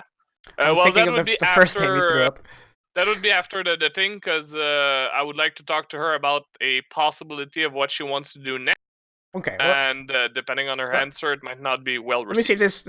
Let me see if I can simplify this. Come morning, There's going to be a little vignette, and then the session's over. So do you want to talk to her tonight? Okay, but can I talk to her tonight as tomorrow morning? Sure, like, as everyone's filtering back to Modusbon Castle, because I Sure. assume you and Gega live in the castle, because, yeah, where else you Yeah, gonna live, yeah, right? So yeah, as you guys are filtering back to the castle, and now Huskarls are all going home, yeah, you guys can have a one-on-one conversation. So I'm gonna ask Gega how she likes it here, and if she was thinking about heading back. She thinks for a moment, and she says, These Northmen know how to fight. I'm impressed. There's really no point in heading back north, though. You and I both know our people are coming here. Maybe not this city, but they'll be nearby. Yes, but you put your words, like your own words are proper in this case. They fight. They could help. They could. If the Grand Maktar arrives at Suderhofen, hopefully this Jarl that you've become friends with has... We will fight. And if the humans win, we'll join them. That's what I predict. Our cultures are drastically different. That's true. I'm afraid of the carnage that will ensue before they reach Suderhofen. Well, then be Might glad make- that I'm the only other Fjellfolk here. To hear of your fear makes me sick.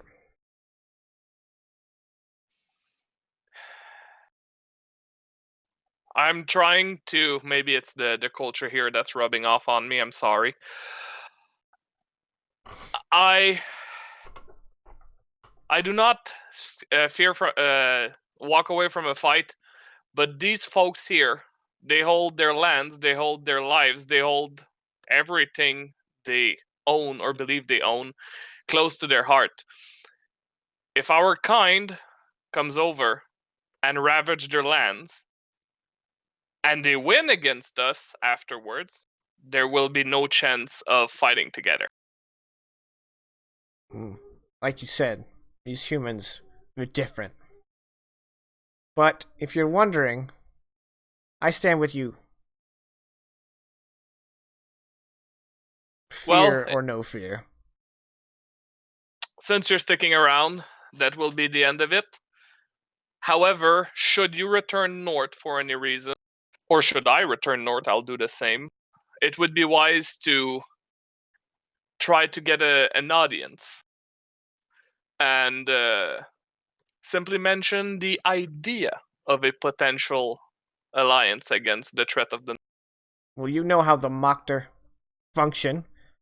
There's only one way to form an alliance, and that's to fight. He could maybe be convinced into a duel instead of going forces against, considering the threat. I don't know if these humans are a worthy challenge.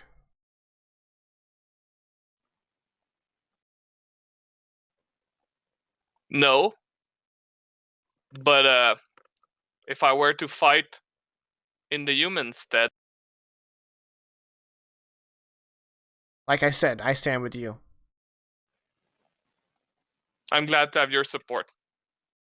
And despite how different these humans are, they have taken us into their home, allowed us to carry our weapons, brought us on their raids. They're good enough people.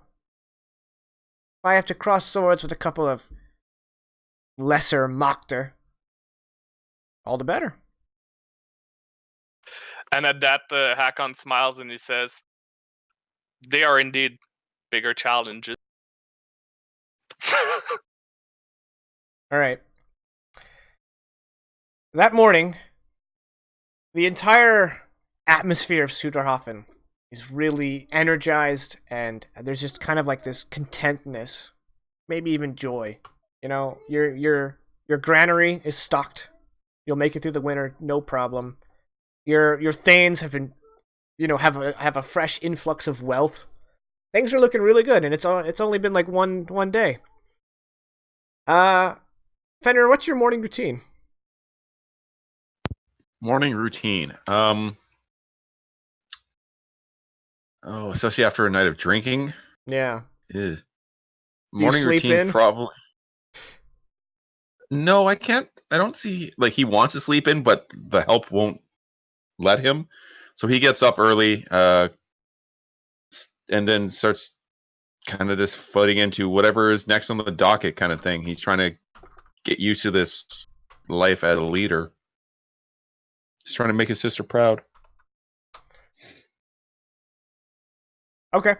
Yeah. So you're going about that, and you one of your actually there's a specific Huskarl that might Adun Borkson. He kind of finds you and interrupts your routine, and he says, Jarl, you have to come to the Bell Gate.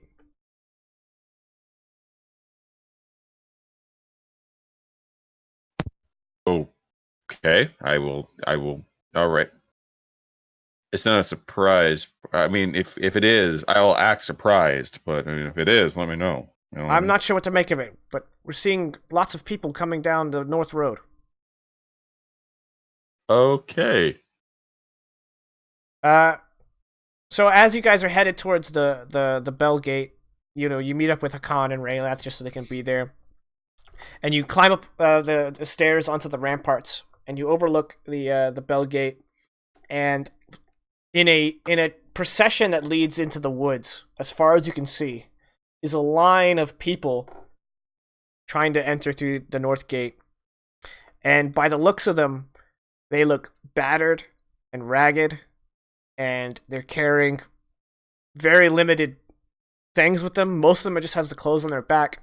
You see tired faces, women carrying children who look exhausted, men are in damaged armor with blood stains on some of them. And Arun looks at you and he says, "What has happened in the north?" And as this stream of refugees forms a line to enter your city, we're going to end it for the night.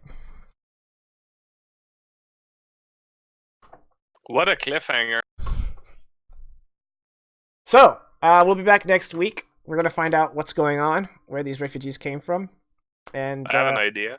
And it should be. Hopefully, Akulu will be feeling better. I'm sure she'll be feeling better, and we'll have the whole gang back together. Thank you guys for joining us. Thank you guys for the new follows on Mixer. It's been a real blast interacting with you guys. I hope you guys enjoyed the session. I hope you guys come back next week. And if this is your first time joining and you'd like to catch up, down below I link to my YouTube. It's just an archive. You can watch previous episodes if you got a lot of time on your hands, or if you just need something in the background while you drive. We've got every episode of Endfrost, and we also have previous campaigns if you really want to dive deep. Otherwise, we'll see you all next Saturday, and I hope you have a good night. But before that, Sunday. Next Sunday. Oh yeah, Sunday. Kitten said Saturday, and it tripped me up. But before that, let's go ahead and do that thing I almost forgot about. Let's do shoutouts. PR, you wanna kick us off? No, I'm pretty good. Oh, okay. Vegas? Yeah. Sure. No, dog. So, as Jakin said, thank you very much for tuning in. Go check us out on the Twitters. It's at Dire Roll for the campaigns account, and then you can follow each of us at our handles. It was below our names, but you probably can't see those anymore. So mine on Twitter is at the DM Daddy YT. That's YT for YouTube. I post mostly about D&D related stuff and family related stuff and how they intertwine. And as I've mentioned before, I've got some content in the works. We're actually running down to the end of pre-production on some YouTube stuff and a podcast of a D&D duet. That's where I run a game for one player, and that player just happens to be my 9-year-old daughter, Squishy. So that'll be coming out soon. Stay tuned for that. More information will be on Twitter, and I'm sure as soon as it happens, Jaken's going to be like, you need to give me the links for that so we can put it in your shout-out screens. So we'll do that too. So, yeah, thank you. Appreciate you, and we'll see y'all next week. All right, and at that, I'm not going to keep you guys any longer. Thank you guys for tuning in. See you next week. Good night.